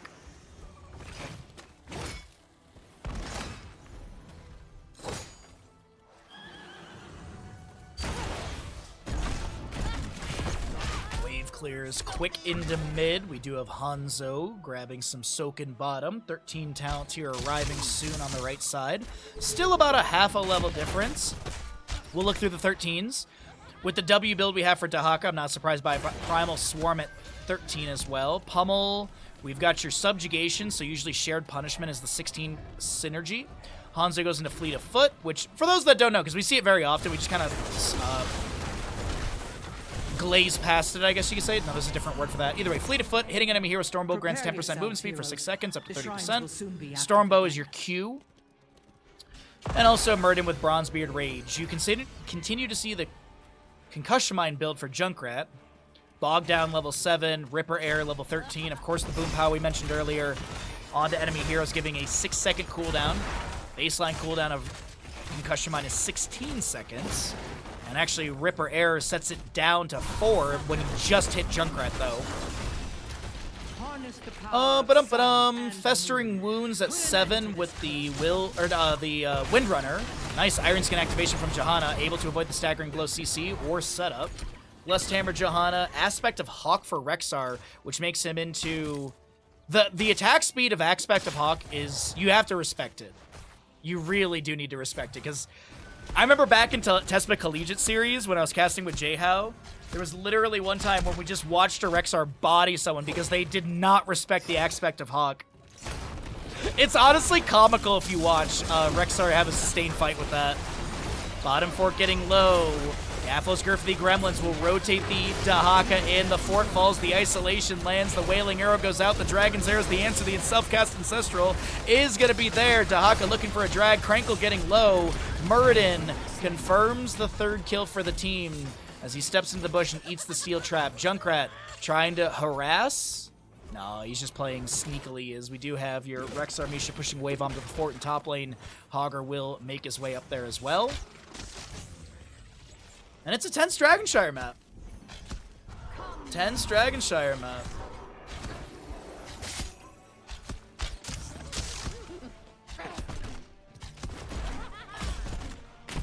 Okay, Hanzo build is looking pretty standard. The only thing that you could argue is like maybe sharpened arrowheads, but Never Outmatch is really good. If you're going Never Outmatch, oftentimes it is going to be that Giant Slayer because you want the cooldown for more scatters. Because Giant Slayer is... That percent-based damage of Giant Slayer is based off of each individual arrow, not just a singular cast. So if you get a mega scatter into an enemy, you're chunking for a large percent. Hogger does go down to the Johanna, which I think was mostly sustaining the channel of the objective, so that way Gaflo's Girthy Gremlins could get this Dragonite for mid, but it's not finding that much value. Sylvanas kicked with a Savage Charge away. A top lane wave is crashing in onto the fort. Dahaka trying to push that up. Mid fort will fall. The board's unleashed by Rexxar. The Dragon's Arrow answers back from Nano. Sven getting low. The damage is good. Sven will not fall to Nano sustained damage, but Krankle is Giga Split from the team. 2 or 3 autos needed, but Krankle does not go down. It's Dahaka to fall as the Riptide from Junkrat. They chase in with Dino. Nano with the natural agility over the wall. Misha cannot chase in. And the Dragonite here, I would assume they just cancel this. They need to get Murden back in the team fight. Savage Charge onto Rexxar. Black Arrow activated by the Sylvanas. Molten Flame on the ground as well. Trying to zone the enemies back. Bottom lane wave is stacked up against Rip as Gaflo's Girthy Gremlins are doing this insanely long fight in top lane, but in bottom, this is what I was talking about. I was watching this on the minimap, and it's, yeah, decent mini wave stacking up. You've got catapults arriving as well, which will fixate onto structures, and I am apologizing, chat. It's Piercing Arrow, level 16. I kind of feel like it should have been Sharpen Arrowheads then. I get value with piercing arrow, but sharpened arrowheads would have been really nice. Oh well. Hogger will work on bottom lane camp. Rexar, Misha have the Hunter-Gatherer finished out, so that's going to be that 15 armor on Rexar and Misha. And you also have a higher regen rate on both of them as well.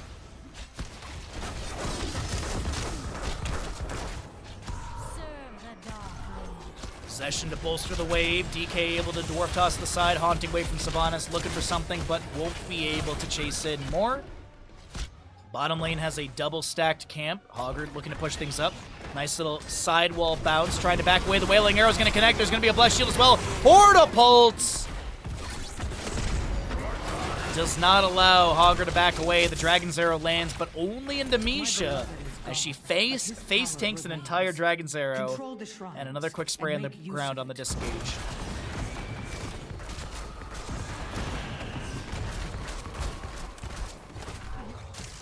Shrine activating in 15 seconds. Third dragon out of the game. Both of them have gone over to the right side of Gaflo's Girthy Gremlins. The isolation was attempted to hit Sven. The top lane fort may go down. There's like 3 autos needed from Hanzo, but the enemy team is starting to step up once again. And a respectful call made by Gaflo's Girthy Gremlins to back off. I was going to say, is there a turn drag from Dahaka to take down Misha? And absolutely there will be.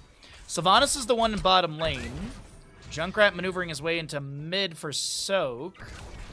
2 kill difference. 5-3 in kills, favoring Rip. Gaflo's Girthy Gremlins. Uh-oh. Muradin steps in the bush. Dwarf launches to the side. And Sylvanas will push things up from bottom.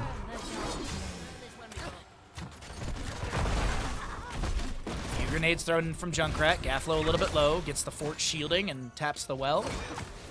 Dahaka. He's going to brush talk into bottom lane. No enhanced agility, so he only has a 2-second window. Dragon's Arrow into Sven, but there was a big cleanse coming out as well from Rhaegar. Ancestral connects onto Sven as well. Isolation to follow that up. Serdath has a Dark Swarm and is just running him down. I guess they don't want sharpened arrowheads because they have Primal Swarms 13? No, I get piercing arrow value. I really wish they had sharpened arrowheads. That could have been, it's minus, ooh, I'm blanking. I think it's 12 armor. Oh, minus 20 armor. Yeah, minus 20 armor is kind of good. Oh, well. 20 talent here on the right side. Bullseye, I assume, Hanzo. I don't think we're going to see play of the game. Contagion, Anger Management, Rewind, and Scarlet Crusade, which increases the healing by 50% and makes the allies unstoppable for 2 seconds. Gaflo's Girthy Gremlins gravitate through bottom lane. I thought I had another G in there. They'll garner a keep through bottom, but it's 20 talents here on the right side. Dragonite is going to make quick work of the major structure. Will they go for another keep, or are they going to move in for core? 15.5 minutes in. Hogger thrown around. Has a Hog Wild to safety. As I mentioned, he has Anger Management level 20. We actually have not seen a no-control Hogger all day. It's been Power Spike or Anger Management. That's it. 20, though, picked up on the left side. Kill Command for Rexar. Extra Oomph. Radiating Faith. Bolt of the Storm for Sylvanas with a little bit more mobility, as well as your Farseer's Blessing, I think I didn't mention.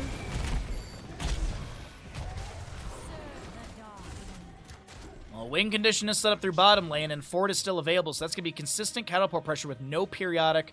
I mean, realistically, there's passive or periodic catapult pressure in mid and top, and bottom is constant. Oof. Oof.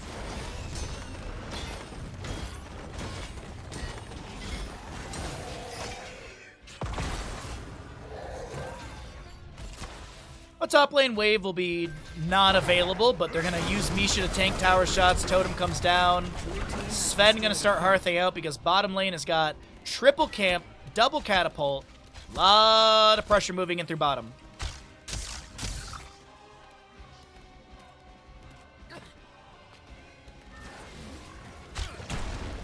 Hanzo snipes the tower with one shot. I'm actually going to go ahead and cycle through the other numbers. Why not? We haven't taken a look at those yet in a little bit. Gush Mine forces DK to get a Dwarf Toss over the wall. Spread volley zones. And Sylvanas will clear out the bottom. It's not going to find any course scratching even.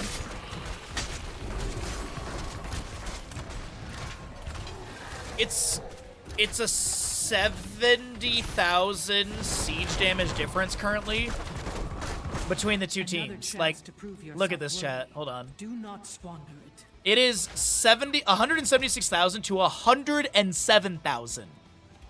Dahaka has 70,000 more siege than Junkrat.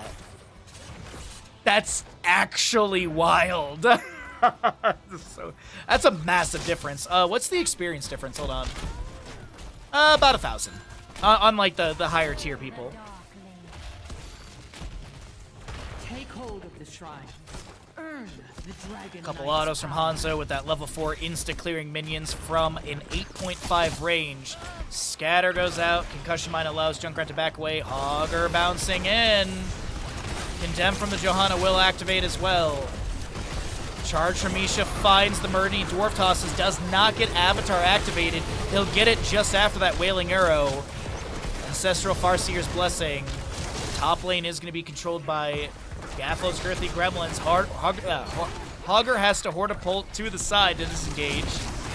Spread volley from Junkrat. A drag lands onto Misha. Murden split.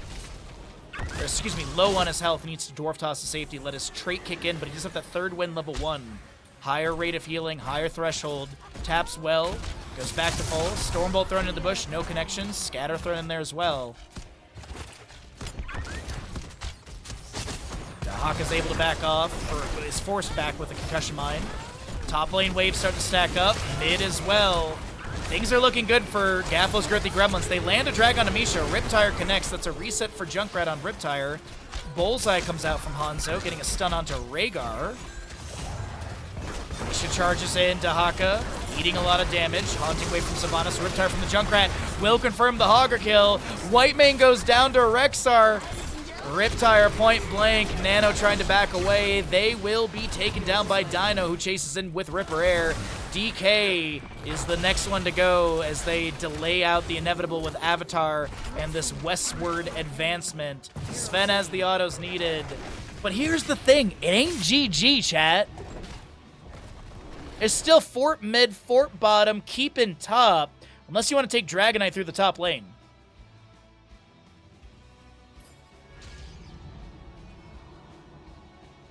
The Dragon Knight shall reduce you to cinders.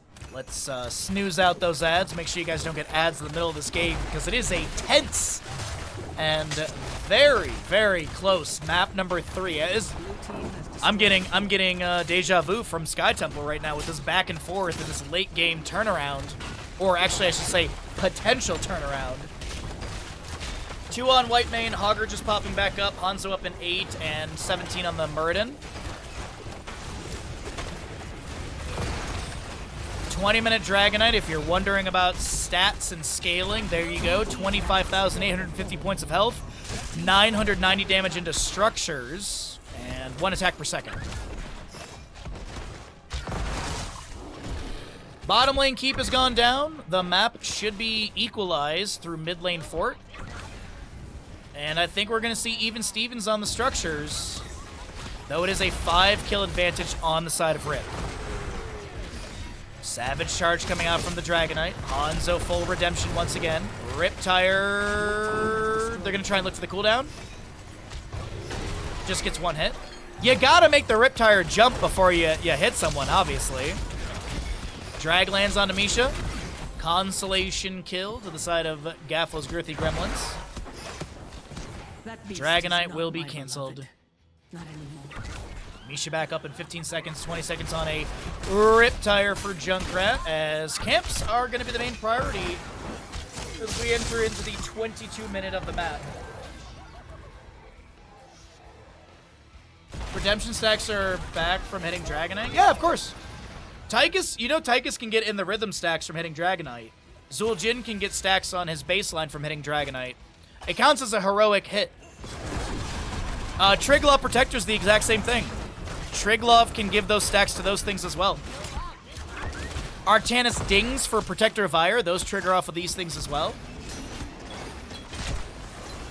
That's why a lot of times you will see Tychus picked up on this map quite often, because the percent-based damage from minigun does affect the Dragonite. And it just whittles right through it, so...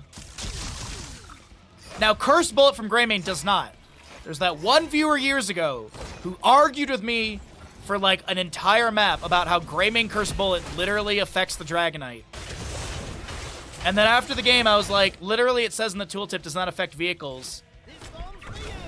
And then the response was, well, I need to load up the game and look for myself. And I'm like, bro, just admit you're wrong. Just admit you treat your dog like shit and move on. Or stop being a Twitch streamer because you're awful human. Anyways, my personal vendettas aside, we are going to see a 5-kill difference.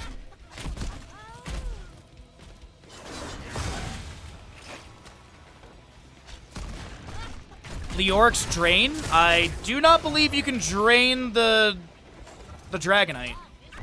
I don't believe you can. I honestly am drawing a blank, but I'm like 75% certain you cannot put a W on the Dragonite. Is dead. Remind this kingdom of his strength. Scatter goes out.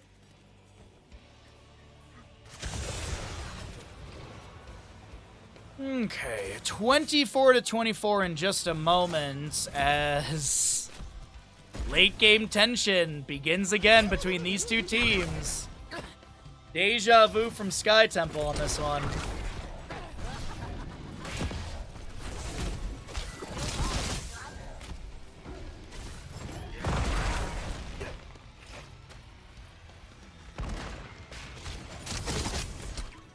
Alrighty, Dahaka in top lane is going to get a quick camp.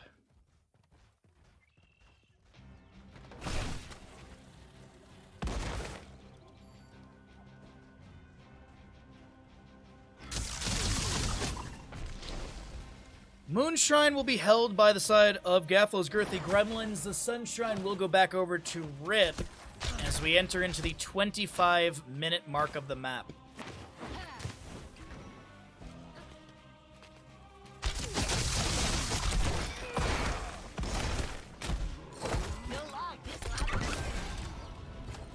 You can drain the Triglav? Really? I feel like I never see Leoric doing any of that, but maybe I just have to watch closer. I know Leoric gets played on the map here and there, but it's not like a immediate... I really have to look. I really don't know. Definitely. My gut says no, but if you're saying you've seen it on Triglav, then possibly the Dragonite then. I just feel like if that was the case, we would have seen it more often. Flare goes out from Rexar. Surdath gonna try and get the channel, but Misha up and interrupts, so does the Shield Glare. Junkrat with a few grenades thrown in. Hogger gets a camp at the bottom. The Dragon's Arrow from Hanzo missing into the enemies. The kill command from Rexar unleashed. Meanwhile, Hogger tries to get into the backline of Junkrat while he has the Riptire active. Tries to pressure. It is gonna be Whitemane going down in this fight.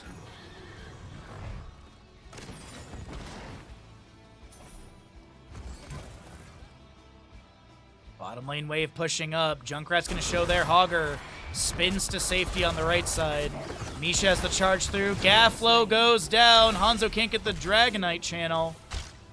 128 stacks for Brute Force, by the way. That's a lot. Junkrat uses Rip Rare to get to the bottom lane. Objective channel. And Rexar Misha head to top side. Is this going to be a 26-plus minute Dragonite? It's looking like this might... Oh, wait, hold on. Junkrat harassing the bottom. Burden's going to try and get on the point, but Johanna's there. Sylvanas, if she puts a foot on this, she would have been allowed... That would have allowed Johanna to get the channel. But it looks like there was a Hearth out from Dahaka. DK's trying to back away. The Dragon's Arrow lands. The Bullseye goes out. Murden activates Avatar. Johanna will not be able to get the bottom, or will not be able to get the channel because the bottom chase continues. The Ancestral, the drag misses. The Riptire from Junkrat coming through as well. Rexar Misha go to the bottom lane to get this Moonshrine channel.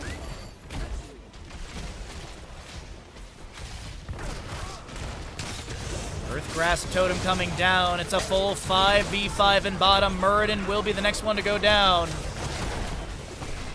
Rexar Misha. Kushimine pushes Serdaf back. We do have Johanna falling, though. Rexar throws Misha back. One auto from Hanzo takes her down.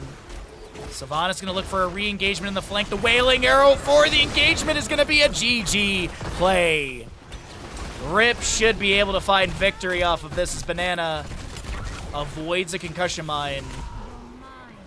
Augur with a couple autos here and there. Riptire gets an activation. Actually, didn't get the cooldown hit. I think Staggering Blow interrupted. But Dragonette's going to move in through mid, and I still think that's GG. 1,422 damage into structures with nearly 38,000 points of health. White man gets deleted. Augur kicked into the Hall of Storms. Gaflo's like, I guess, thanks, bud. Muradin's back in. The members of Rip would literally just have to stop attacking and just take damage and die for that to not go their way.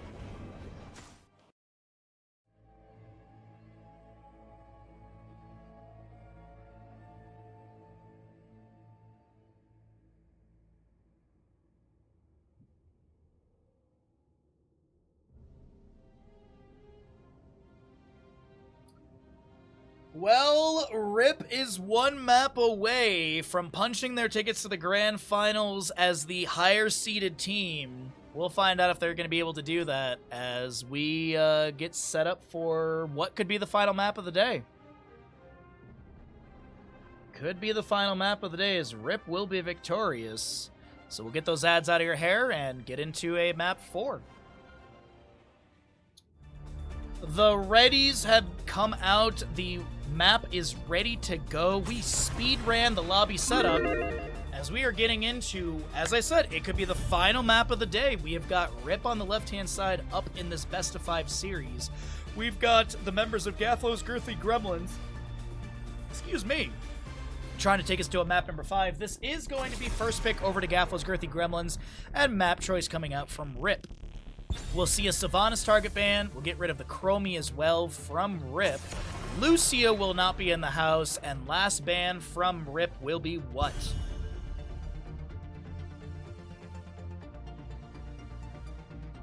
From my understanding, it's typically based on the base tea.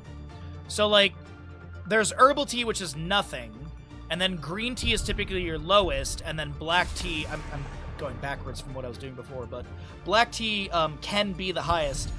I don't know if Assam tea is black, but I bought a package of that one time, and there was so much caffeine in there for me that I was literally like shaking. I was like hyper. But yeah, it's either way. Maiev will be target banned down as well. First pick, Blaze. Dahaka? It's a perfect day. Junkrat. Okay. First pick, Junkrat. Alright, finally the members of Gaflo's Girthy Gremlins will be able to steal away the Junkrat, which means Blaze and what over to left side? I assume it's Blaze. Might not be.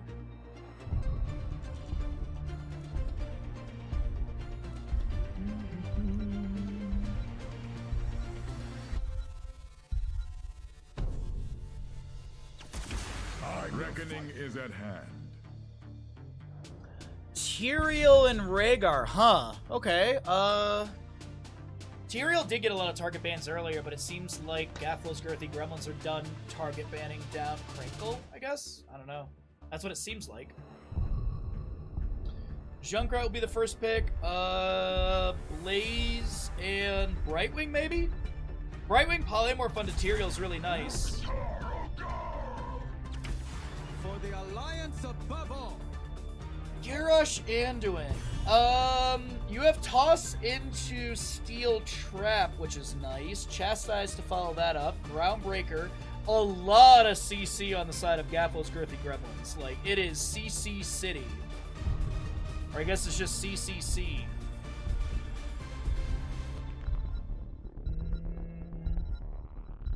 I think you ban a solo laner here.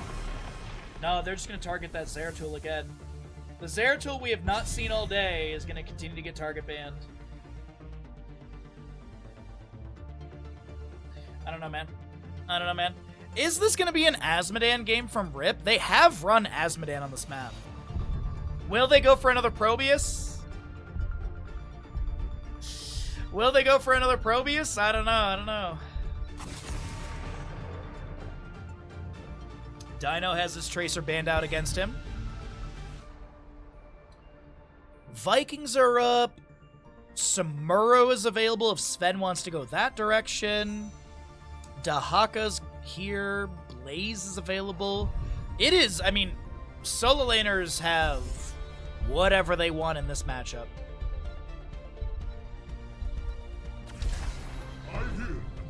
I'm not surprised by this. Ninja! Somebody go wake up Plur Ninja. Somebody go wake him up. Hold on. Hold on. Hold on. Hold on. Where's my Discord? At Ninja. ABBA game on stream right now.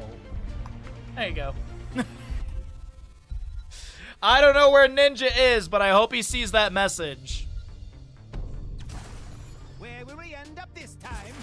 The wait is over. This is a juicy game.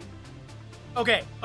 It's memery. It's memery. It's memery, but they should last pick a butcher. Ninja, there's an Abathur.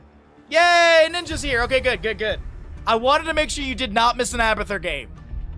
You of all people, I want to make sure you don't miss an Abathur game. I even pinged you in my Discord. I was like, get in here. I stand ready. Oh, boo. Well, Slugbug versus Three Little Lads. And some other characters, too. As I said, this could be the final gamble of the day. Let's make it a big one. I am disappointed. I am gonna harass Kaimo Tripson. I am very upset he did not come by. Kaimo had like 750,000 gambles for today, and he's like, I'll be there Sunday. He's not here. He's not here. Though I hope Kaimo did get some good sleep, though. I really do that. I do hope that. Ninja with a big-ass gamble of 69,000 plus. Any Gaflo Gremlin gamblers.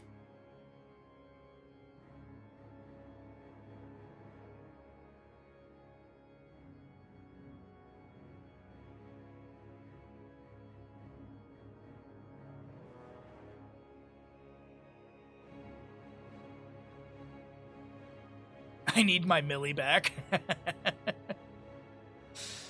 Oh, man. Oh, there's odds. That's all I can ask for.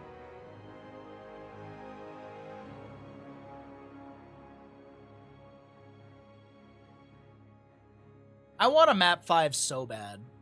Map 5, by the way, when we go to map 5, it's either Infernal or Tomb. Oof. Those are going to be good map 5s. Ladies and gentlemen, lads and lasses, Murky Mains, Maev Masters, Silly Samuros, and Cho'Gall Champions, we are here in map number 4 with Rip up in this best of 5 series in the upper bracket final. Winner of the series goes to the grand finals. And they just get to sit back until next week Sunday and play one best of 7. As Sesabos will be your Abathur, Dino, Vala, Krankle, Tyrael, Sven, Samuro, and Vasilio playing Rhaegar once again. Right side of the map, looking to take us to a map number 5 and put everything to a best of 1. It's Gaflo's Girthy Gremlins, or G-G-G-G. You've got your Serdath playing Balog, Olaf, and Eric, the Lost Vikings. You're looking at a Gaflo Cassia, Banana Anduin, DK Garrosh, and last but not least, you're going to be seeing Nano on the Junkrat. We'll talk about level 1s after we take purchase of our first engagement. Gaflo's Girthy Gremlins not playing too aggressive here at the start, already positioning around their camp. A few grenades from Junkrat Dugout. He goes into my favorite, blow him up level 1. A Chastise from Anduin goes out, but does not find purchase into Krankle. DK is able to back off as well. It's going to be Blow 'em Up for Junkrat, Olaf the Stout, Unrivaled Strength for Garrosh, Charge Strikes for Cassia, as well as your Divine Power Word Shield for Anduin. Samura with his Way of Illusion level 1, Stormcaller Rhaegar, Vala with Q build, already at 5 stacks, Pressurized Glands, and Ardent Restoration for the Tyrael.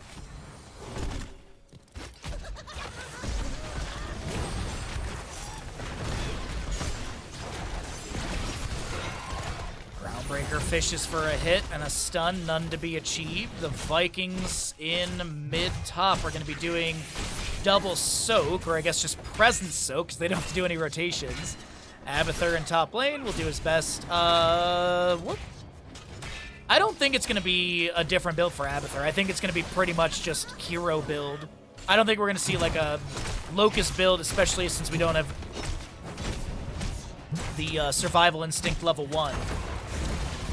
We could maybe see some Carapace stuff. Oh, Dino is getting fended by Cassia. Junkrat gets credit for the kill, and First Blood to the side of Gaflo's Girthy Gremlins. And they also steal away the enemy Sapper Camp, which is going to be a little extra experience on top of that kill on Vala. Chastise goes out, but Rhaegar's able to avoid it. One Sapper goes in, takes down the tower. The other goes in, and the entire forefront gate taken down. Not too bad. Shattering Teeth will find the Tyrael. Druin's Might to the side, trying to bait some of the enemies through the toxic nests, and Gaflo will find all 3 of these in his rotation to mid.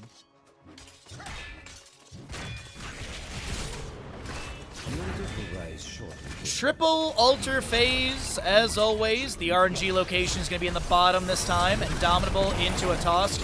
Concussion Mine to displace people as well. DK looking to back away to see if a Bloodthirst to heal up a little bit. Does get one towards the end. Banana is dead with 15 HP. Samuro, I think that was his mirror image, got the critical hit. I'm not 100%. I think it was Samuro, maybe. Oh, I think he popped mirror image, went over the wall, then swapped with instant transmission. That was actually... I mean, Sven's a really good Samuro player, let's be honest. Groundbreaker toss. DK gets a Blood Craze to heal up, but needs to back off, and I don't think DK has well available. Not for another 95 seconds. Vikings harassing on the left side. Eric so swift, so brave with his Eric the Swift, but I really don't think he's going to delay this out too much more.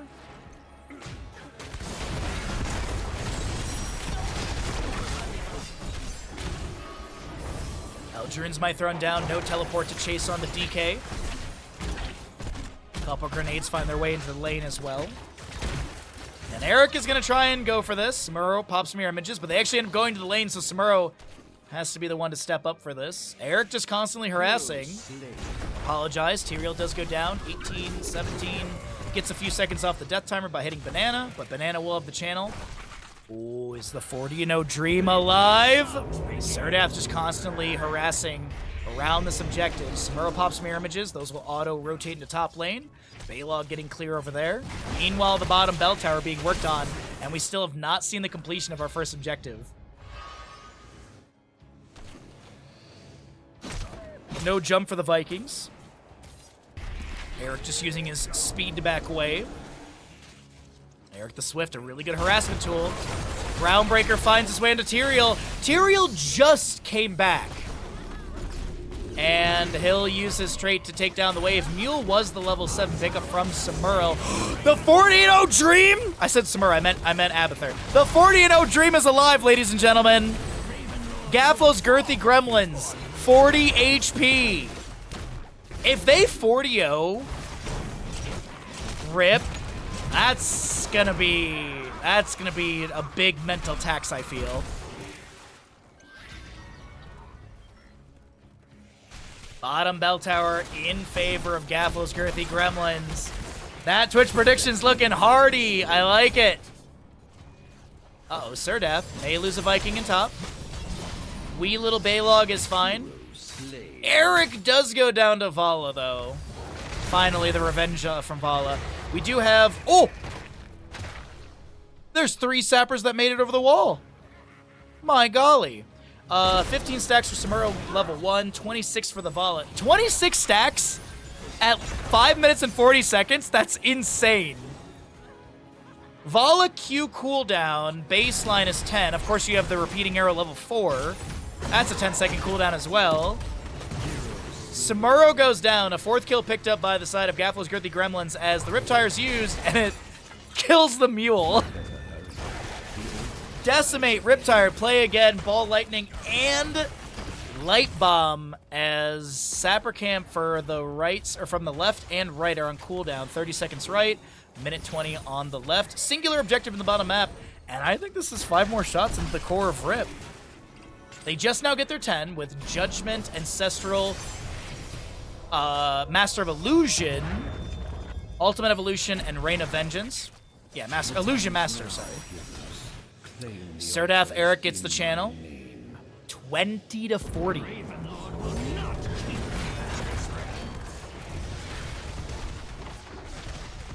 Well, the nice thing for the side of Rip is they can finally take a 5v5. But the thing is, it was always a 4v4 effectively between Abathur versus Vikings. Vikings, yeah, they'll provide some damage here and there, but it's not like they're a...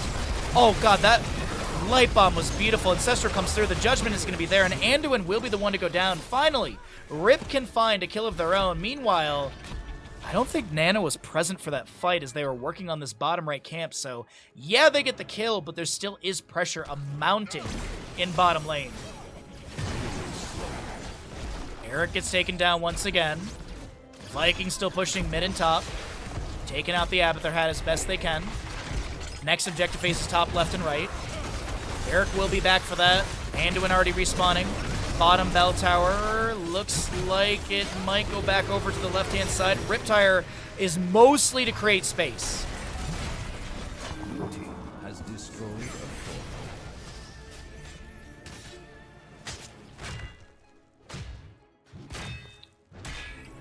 Alrighty, 13 on the right side. A half a level is formed. From the depths. Balog pushes things up in top. Another mule has been summoned.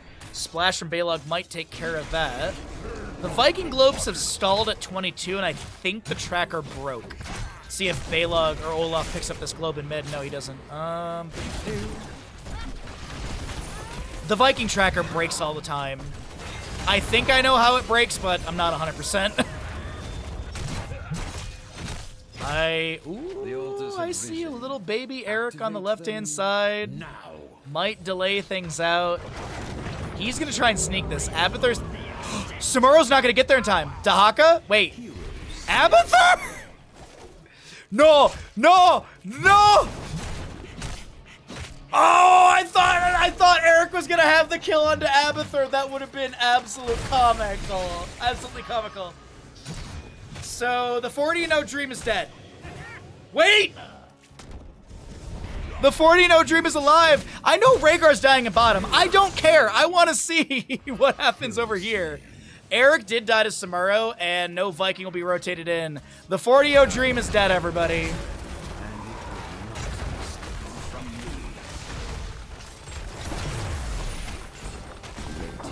It still is a 20-point game, though. It still is 20-point game. As 5 seconds on Tyrael, 2 on the Rhaegar. I see a rotation into mid from Cassia, but the rest of the team is focused on Siege Camp and resets. Alright, yeah, what is the Viking tracker? Because there's no way they haven't picked up a globe in the last minute or two. Yeah. Vikings are literally double the globes that it's tracking. It is 47 currently.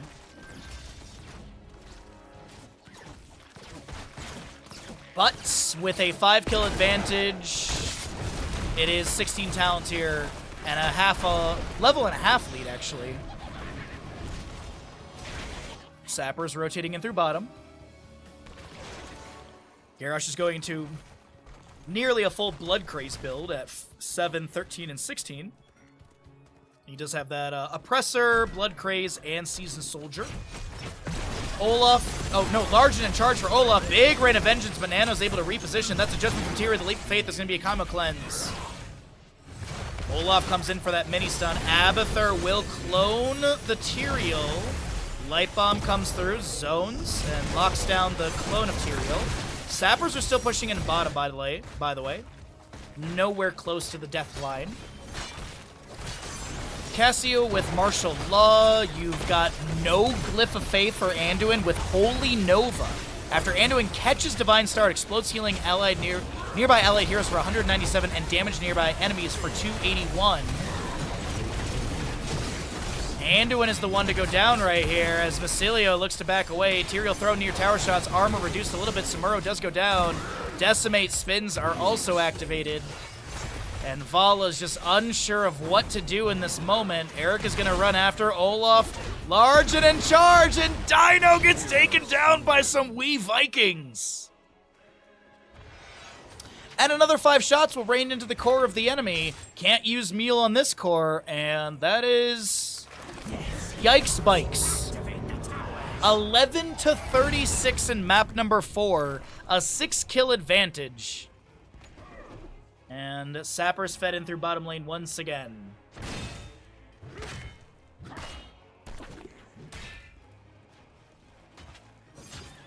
Boss grab? Boss grab! Viking tracking, if you're curious, 56 regeneration globes.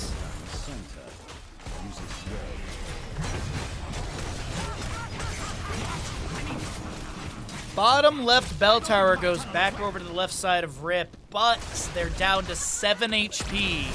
A 29 difference in HP. I'm reeling. This tower shall at this level of play, you just don't expect it. I really don't expect it at this level of play. Especially how back and forth map 1, 2, and 3 have been. This just looks like absolute control for Gaflo's Girthy Gremlins. Surdef Vikings, though, are insanely nice, too. Stormcaller Rhaegar level 1 finished out here. Riptide from Junkrat will be activated around this fight. Junkrat gets on the point. Tyrael does go down. Death Timer 46. No Death Timer reduction at all from his talent. And this could be GG. 2 bell towers is GG. 1 bell tower plus Sappers fed in is GG, but actually no. Bell tower in the bottom left is still... Oh, that's a good light bomb. Ancestral comes through. Ball lightning out as well. Vala, Samuro go down. Rhaegar falls as well. And that right there is the nail in the coffin from Cassia. Where's Crushnator to enjoy this quality Cassia play? Let the assault begin. The Raven Lord. hero slain. 13 minutes, 35 seconds, the fastest map in today's 3 best of 5s. And ladies and gentlemen,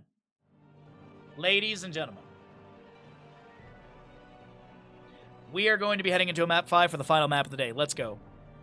There was a 40-note HC. Look, Empress, you cannot compare the childhood level play of NA versus Korea, okay? That's what I assume it was. I assume it was like NA or SEA or one of the lower skilled regions. I do consider NA one of the lower skilled regions. And Korea bodying them with like a butcher or something. I honestly would bet it was like Gen G or MVP Black who bodied the shit out of another team with that. Oh, man. Not gonna lie, that was an insanely rough game for Rip, as Gaflo's Girthy Gremlins do win Towers of Doom, and we're gonna be heading into a map number 5.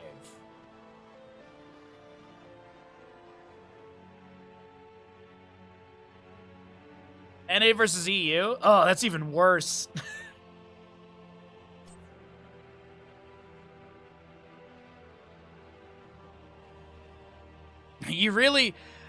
Tempo Storm was such a hit or miss team, honestly. They were either riding the high of their skills, or they were absolutely in their own heads, their own enemies. I will never forget Volskaya Foundry at HGC 2018 during BlizzCon, and I remember I was doing Infernal Shrine.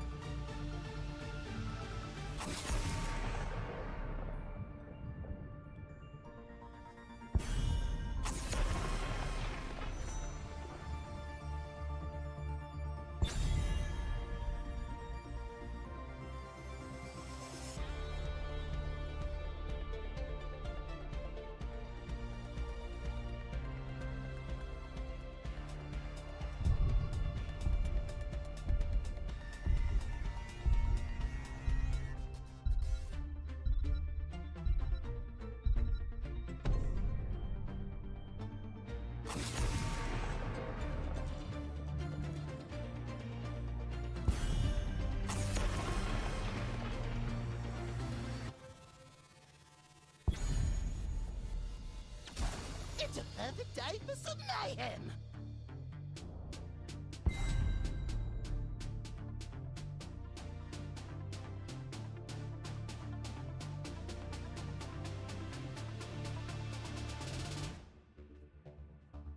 Alright. Do-do-do. Do-do-do. Sorry, I had to get a bathroom break and run and grab myself something to drink. Bring the mega death.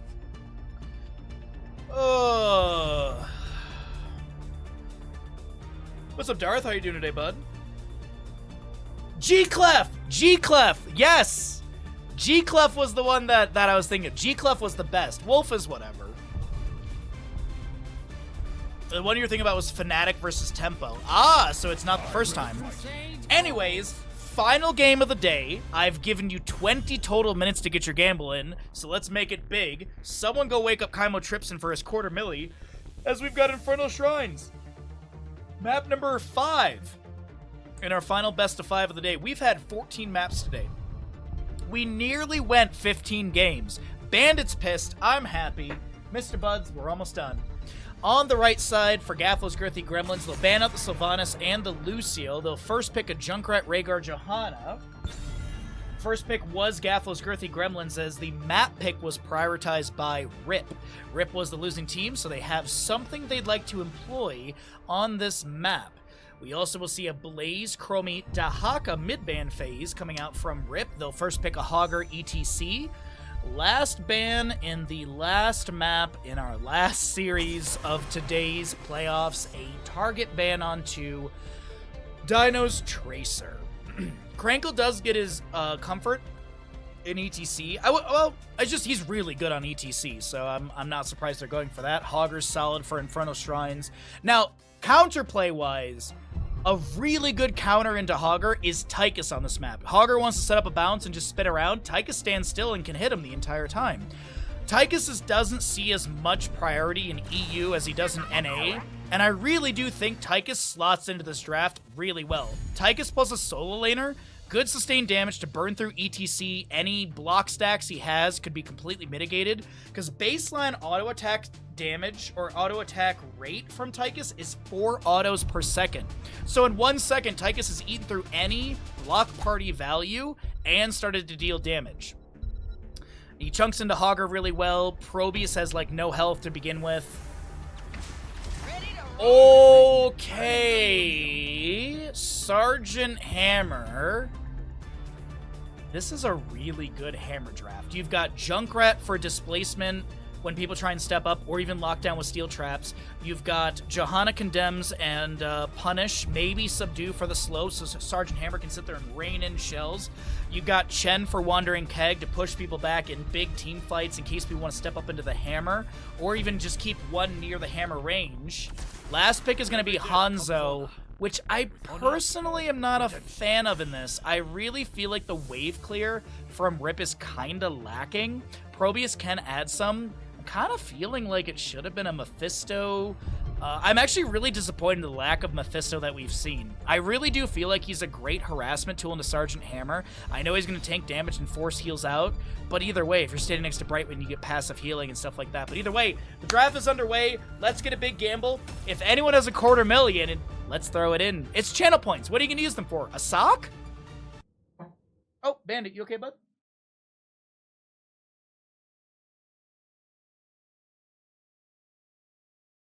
Bandit, bud, are you okay? I'm making some honks. Or are you just trying to get my attention because you know I'm always concerned about you? It's probably that. He's so done with today. Anyways, get your gambles in, everybody. We are ready to rock and roll into map number 5. Also, where's the music? Hello? Okay. It was apparently enabled. On the left side, in this best of 5 series, map number 5, it's going to be Rip with your Sven, Hogger, Krankle, etc. Cesabos is that little lad Probius. I can hear those beeps echoing in my head. Dino, Hanzo, and Vasilio Brightwing. Right side of the map going to be Gaflo's, Girthy, Gremlins, Nano Hammer, Gaflo, Junkrat, Surdeath, Chen, DK, Johanna, and Banana is your Rhaegar. Target practice Hanzo, guitar solo ETC, or guitar hero for ETC. You got your on the prowl Hogger, freshest ingredients Chen, extra wound timers. Just kidding, it's wound. We do have your advanced artillery, zealous glare, and gather minerals and greater polymorph for the Brightwing. Over in the bottom lane, a little polymorph on a nano.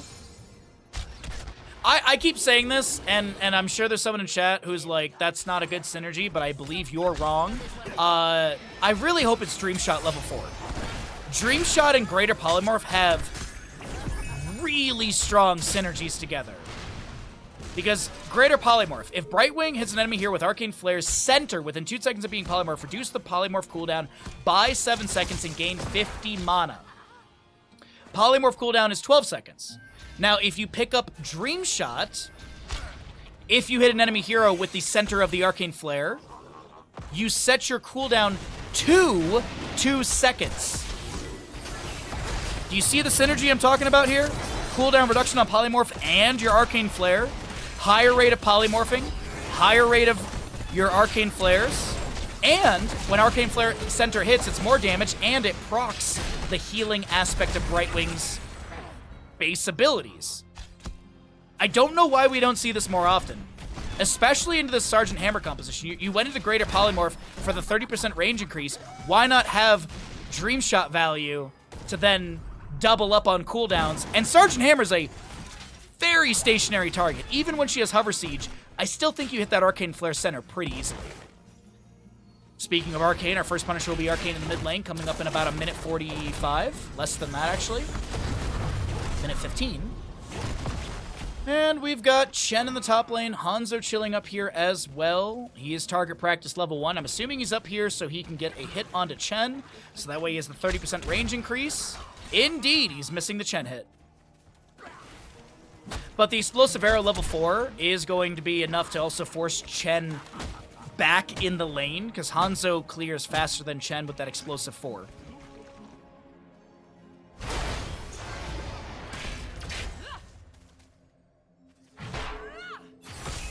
Oh, Darth Looper.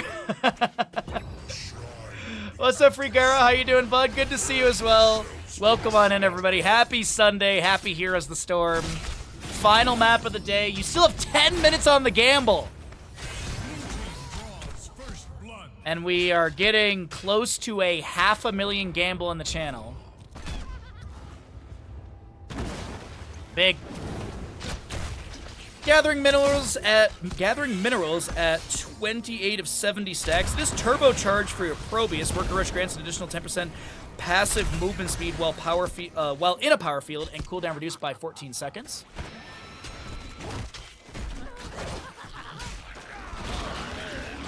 I get, like, the thing is, though, I get why people don't take Dream Shot, because Magic Spit, for a 1.1 range increase and 4 seconds off of, I believe, a 70-second baseline cooldown. Soothing Miss is 70? 75. So 4 seconds off of that, and then Critical Miss Synergy 7. I get it. I just feel like that utility of Dream Shot with Greater Polymorph is so good. But here we're seeing Magic Spit plus Critical Miss. I get it. It makes sense. Is Dino gonna go Flawless Technique? Because things are looking pretty flawlessly right now. Arcane Punisher for the mid lane. Gonna get some damage onto the Fort Gates. 7 talent here on both sides. Dirty Trickster Junkrat's a big one to mention. No Sins exposed for the Johanna to reduce any phase shift or ETC sustain. ETC Guitar Hero value.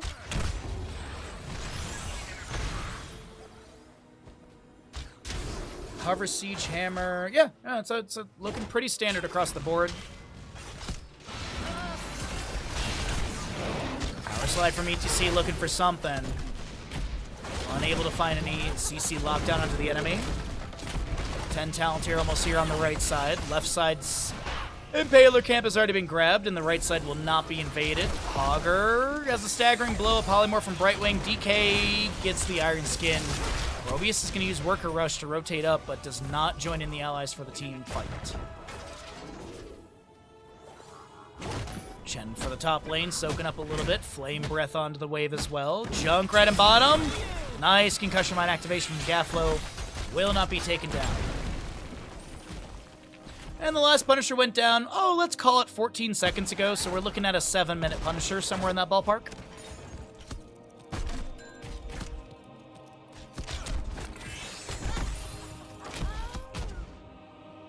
Very close to a level 10 on both sides.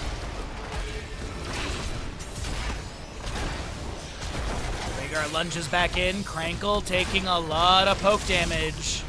This camp will need to be given. Hanzo sticks around to try and finish out maybe another stack onto Hammer. I would assume Hanzo already has his Stormbow stacks on Hammer. Where's Dino? There you are. Rhaegar Chen needs one hit each, and then Hanzo will have his 100% extra damage. Or no, not 100%, sorry. 100 extra damage. I think I might have phrased that incorrectly. Oh, Napalm Strike, Riptire, Bless Shield, Ancestral, as well as your Wandering Keg. Dragons. Dragon Strike Hanzo, hello. ETC Stage Dive, Hortipult, Pylon Overcharge, and Blink Heal. Hortipult in from Hogger. Staggering Blow into Nano, who's going to try and roll away on this Sergeant Hammer.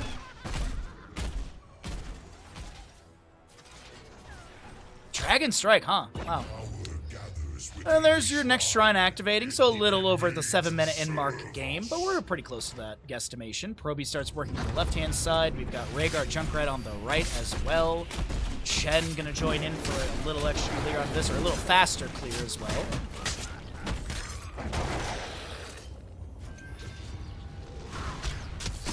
Scatter connects onto Hammer.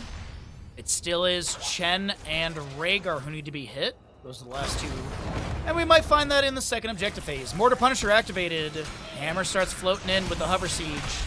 Napalm strikes for AoE on the ground. 7-3 in the first round of Defenders.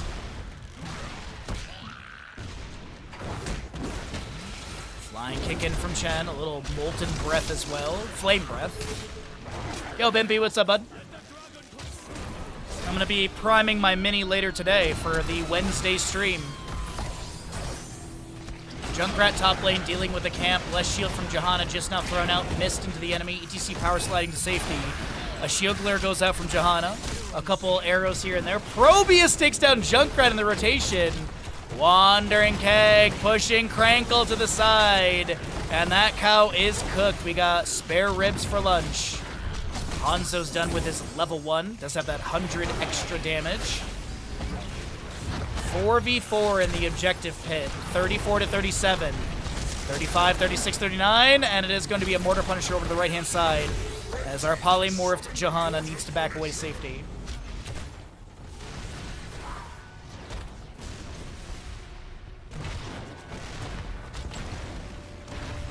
Nice blink heal from Brightwing, able to jump away from the Punisher CC landing. This is going to be flying kick in from Chen. The sustained siege from Nano is looking beautiful on the Sergeant Hammer.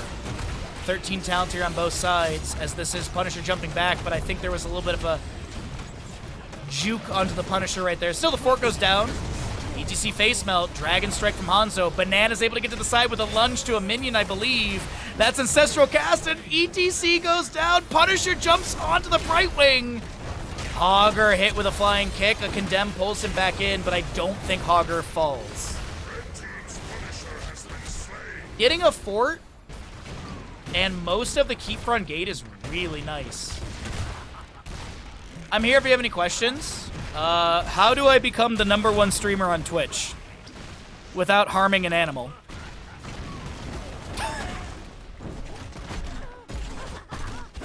I don't get why people watch that asshole. I really don't.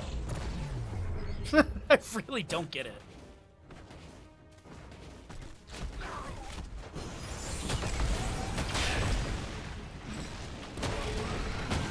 Sonic Arrow goes out. Power Slide from ETC. A Scatter goes into the corridor as well. Junkrat starts working on right side camp for more pressure into mid on top of the Impalers that were already grabbed. 2-2 in kills, but experience-wise, we've got about a half a level difference forming. Let's take a look and see where that experience is being granted. Structures, minions are equal, actually. So it's mercenaries and structures, basically, and a little bit from heroics.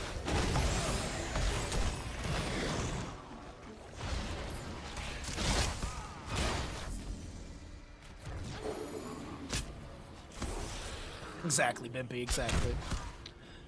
Alright, next Punisher. Ooh, I didn't see when the last one went down. It's average 12 minutes in game time, so we'll wait another minute and a half and probably see another objective. ETC trying to find a flank. No mosh pit, by the way.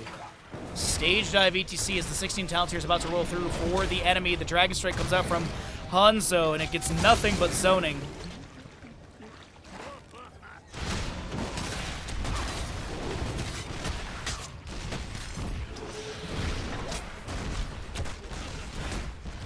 Continues to move in through top lane. Side walls and all taken down. Totem down from Rhaegar as well with the Earth Grasp at 16. Flying Leap for your Chen. Holy Renewal, Spread Volley, and Hammer goes into Executioner.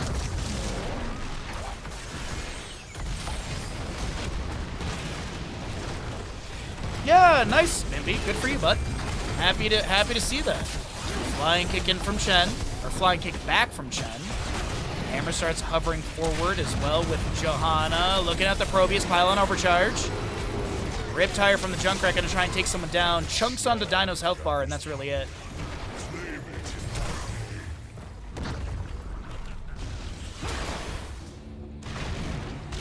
Stage dive in from ETC. Power Slide comes through. There's going to be an Ancestral applied to Nano as well. Dragon Strike from Hanzo. Moving through the enemies. Johanna just tanking damage, trying to back away, but will be taken down. A third kill finally picked up by the side of Rip, as our next Punisher comes up in 1 second. An unfortunate timing for Gaflo's Girthy Gremlins to lose their main tank, but I think they're going to grab camp. Junkrat is split, and he's just going to try and push things up in bottom, but this will be a lost Punisher. I assume a lost Fort as well. I don't see a world where they re-engage on this and actually win it back.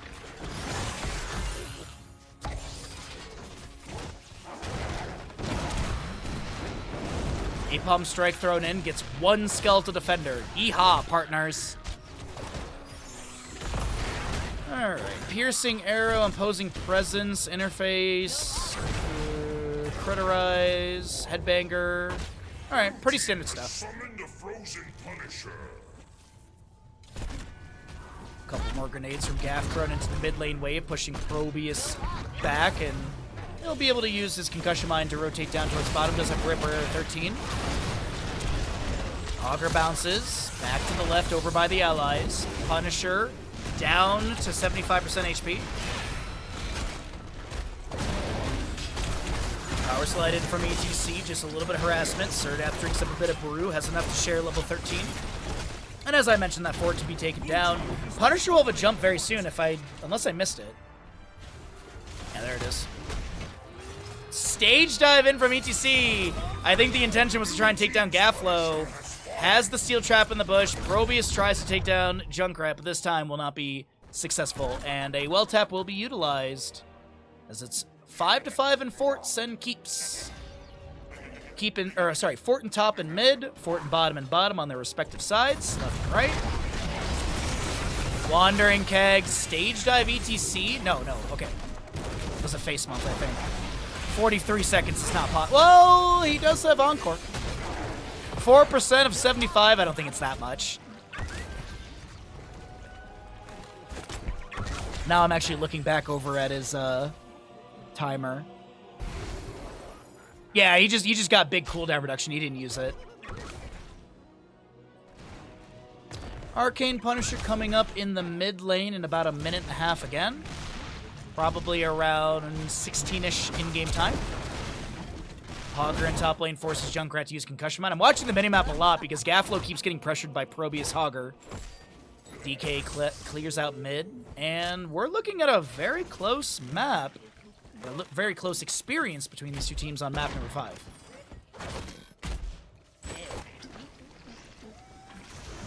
Hammer sets up, hovers in, Johanna condemns the wave.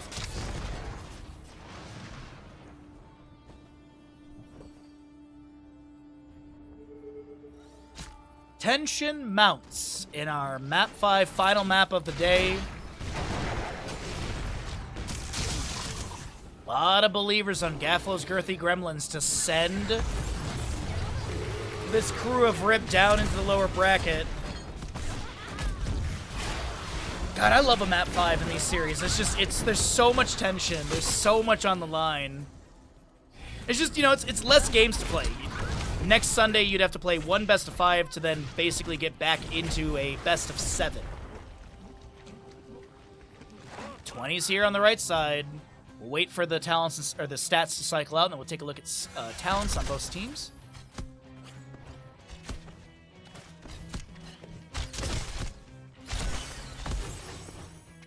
Okay. All heroics off cooldown except for Riptire. 33 seconds to go on that one. Probius clears out mid. Radiating Faith, Farseer's Blessing, Purifying Brew, Cannonballs, and your Ultra Capacitors. Construct additional Construct additional Pylons for Probius. Hogger with the Anger Management. ETC has Ride the Lightning, his unique Bolt of the Storm. 70-second baseline cooldown. 10 seconds off of that cooldown per enemy hero hit to a max of 50. So the lowest cooldown you can get is 20 seconds. Dragon Awakens from Hanzo, pretty standard with that level 10. And Brightwing with Invisible Friends. Let's see what happens here. We're going to pull away the talents. The fight breaks out. The Dragon Strike comes through. Hammer pops Siege Tactics for the 50 armor and the Self-Cleanse. Little Napalm Strikes go out as well. CTC Stage Dive. Ancestral immediately applied. Polon Overcharge comes through. Hammer tries to hug DK for the extra spread healing. A flying kick from Chen. Trying to get in the back line. Dragon Strike onto Chen. Hammer pops Siege Tactics again. Mid lane Impaler Camp plus Catapult is pushing onto the fort. We currently have Chen displaced by the enemies. Polymorph by Brightwing. Power Slid by the ETC. Surdath is trying to back away. Wandering Keg, 22 seconds. One of the lowest cooldowns in Heroics. Napalm Strike is constantly off cooldown if you're looking. Dragon Strike coming back off. Cooldown from that level 20 as a blue Punisher is picked up by Rip. And how much can they find here? Midfort is, in my opinion, a guaranteed takedown. Keep Gate should be taken out as well. But it's Probius to back off the top to deal with camp. Brightwing Hanzo to deal with mid. Hanzo heading to bottom actually now. Junkrat grabs another camp for bottom lane, and this Punisher finds minimal value. If the fort doesn't get taken down, that's actually crazy. Wow. Johanna steps up, zones the enemies back, and the fort will not fall. This is wild. That is... I don't think I've ever seen that defense before. You lose not even your keep gate, you lose a side wall to your keep. Oh. Gaflo's Girthy Gremlins, they're, this hammer comp is looking real hard to find a break in the armor, or a weakness, if you will. Hogger scouted out by one of those extra wound timer grenades. Steel trap thrown in the bush. Hogger hog wilds into the engagement. Cancels early. Staggering blow into the loot horde. Some damage from Dragon Strike finds its way into Chen. He'll drink up a bit of brew. Next Punisher top lane. Mortar Punisher. There's going to be a displacement with a concussion made grenade. Riptire from Junkrat. Stage dive in from ETC. Dragon Strike from Hanzo. Pushes Banana up in the engagement. Lot of damage on the ground, but nothing to confirm a kill just yet. And a lot of heroics to have cooldown counters elapse. Stop me if you heard this. Blue team has destroyed a fort. Probius does throw a little bit of damage into the mid fort. We'll be able to take down with, I think, a photon cannon. Retreat pings from Hogger as he has the camp and no one's there to stay. Oh, I can't believe actually no one stepped up for that. Does DK not have Iron Skin? They do. Why didn't they? Wait, what? Wait, what? I thought Hogger had that, dude. That's awkward.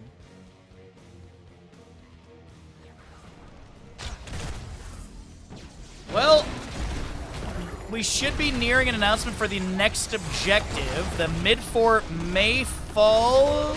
Nice Dragon Strike to zone Hammer out. Spread volley from Junkrat. Incoming damage is not enough. A couple thousand on the HP for this fort. Sorry, a couple hundred at 471.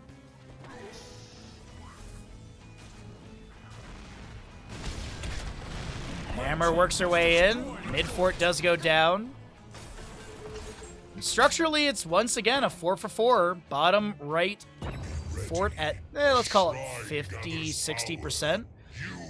And about 40, 50% on the top left fort. But our next objective phase will be in the top lane. 21 minutes is when we're going to be seeing our trigger for this. So Punisher's looking at 22, 23 minutes in-game scaling. That's going to be a beefy boy.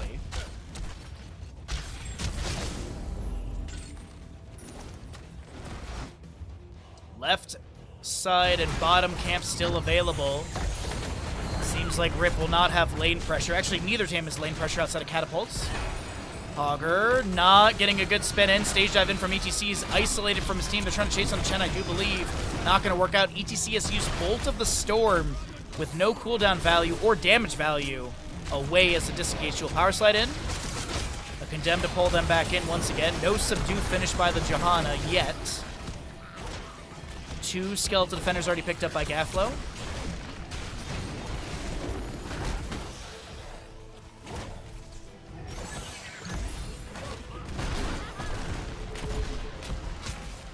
Nearly halfway through these skeletal defenders, Hogger jumps in with a Hortapult, looking for something to block the enemies in this Dragon Strike, and that's a beautiful scatter from Hanzo to confirm the kill. The Riptide from Junkrat will be coming through. It's nothing. Johanna's rotation, Junkrat, it all leads me to believe they're going to try and counter pressure through bottom on a keep, and then Hearth back for the defense. That'd be my assumption. Though I do see Gaff on this camp. Early siege on the keep gate. Coming out from Rip. They want to play off the Punisher jump.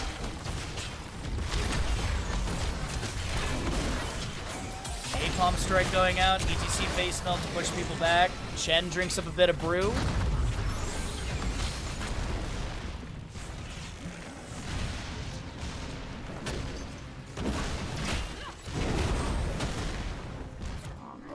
Impaler from mid working on the keep gate. Bottom lane pushed up by Junkrat with a camp as well. The Hearth comes out. Hogger 39's the objective, allowing Probius and friends to clear things out. You know, it'd be comical if Hogger got killed and then the enemy team gets the Punisher, but yeah. Probius is showing at bottom, so it's a 4v5 in favor of Gaflo's Girthy Gremlins, though they're not going to try and make the engagement happen underneath the Punisher. They're going to back off, they're going to pull the Punisher over towards their keep, maybe rotate it down into mid lane. Does Serdaf have a drink? He does have it perfectly timed. Purifying Brew allows him to eat the jump. Shielding tanks the damage, and no CC to come through as well. Nano getting chunked a little bit. And Punisher gets 50% of the keep, maybe? Clear on the Punisher is on point.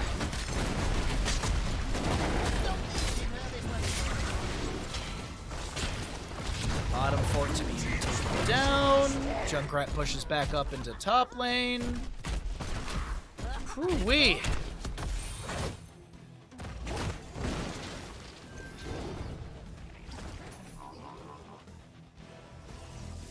Two kill difference.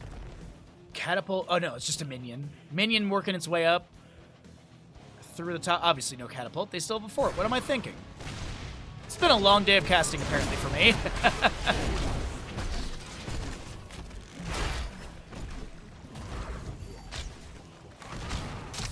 Frozen for the bottom lane up next. I think it's like 26 minutes in-game time for the next Punisher. I'm honestly not surprised that we're going plus 25 minutes in this game. There has been so many 24 to 28 minute games today. Honestly, I'm glad. Massive day of Heroes of Stone. We're over 8 hours of casting almost.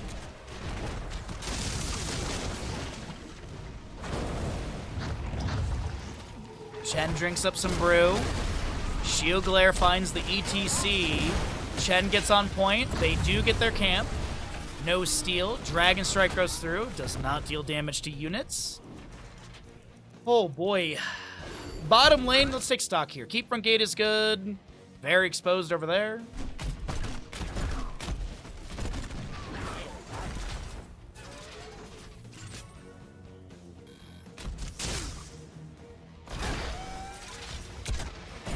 Sieges up. They're going to float in. I think they want to take down this fort, so at least there's periodic catapult pressure equalization in the lane. Dragon Strike to zone. Hammer will move on up.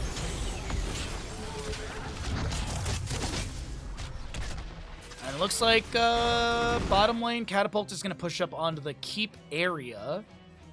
Another minion wave on the way as well. Junkrat makes quick work of this camp through mid. Oh, hell no. I don't want ads right now. Snooze. Hell no. This is game 5. Winner goes to the grand finals. This is important. No ads, my friends. Chen Brew, Wandering Keg into the corner. ETC is going to be pushed around. And Wandering Keg needs to go to the left-hand side. Uh-oh, Sir Death is going to be a little bit low. Riptire from Junkrat. The Ancestral will come through onto Sir Death in time. And your Punisher is available. I was a minute off, as it will be at the 17-minute mark, not 16. Uh-oh. Catapults, they fixate onto structures. Bottom keep will go down. Big win condition set up for the members of Gaflo's Girthy Gremlins. Dragon Strike onto Chen. He's going to try and back away. Chunked heavily. Ancestral down for another 70 seconds. Keg in 10. 25 on Bless. 40 on a Riptire. Stage Dive and Pile and Overcharge are available. 2 charges of Blink Heal for Brightwing as the Stage Dive was used from ETC. Going to try and chase in the Purifying Brew from Chen. Drink it up a bit. Wandering Keg to push back Brightwing. Create a little bit of space for the allies. And Paler Camp and Catapults are pushing in through bottom. Mind you. Dragon Strike down through the middle of this objective pit for Hanzo. 21 to 11 in Skeleton Defenders. A 10-point difference. A 10 defender difference as that's Pylon Overcharge to take out Johanna. 60-second death timer as it is another Dragon Strike.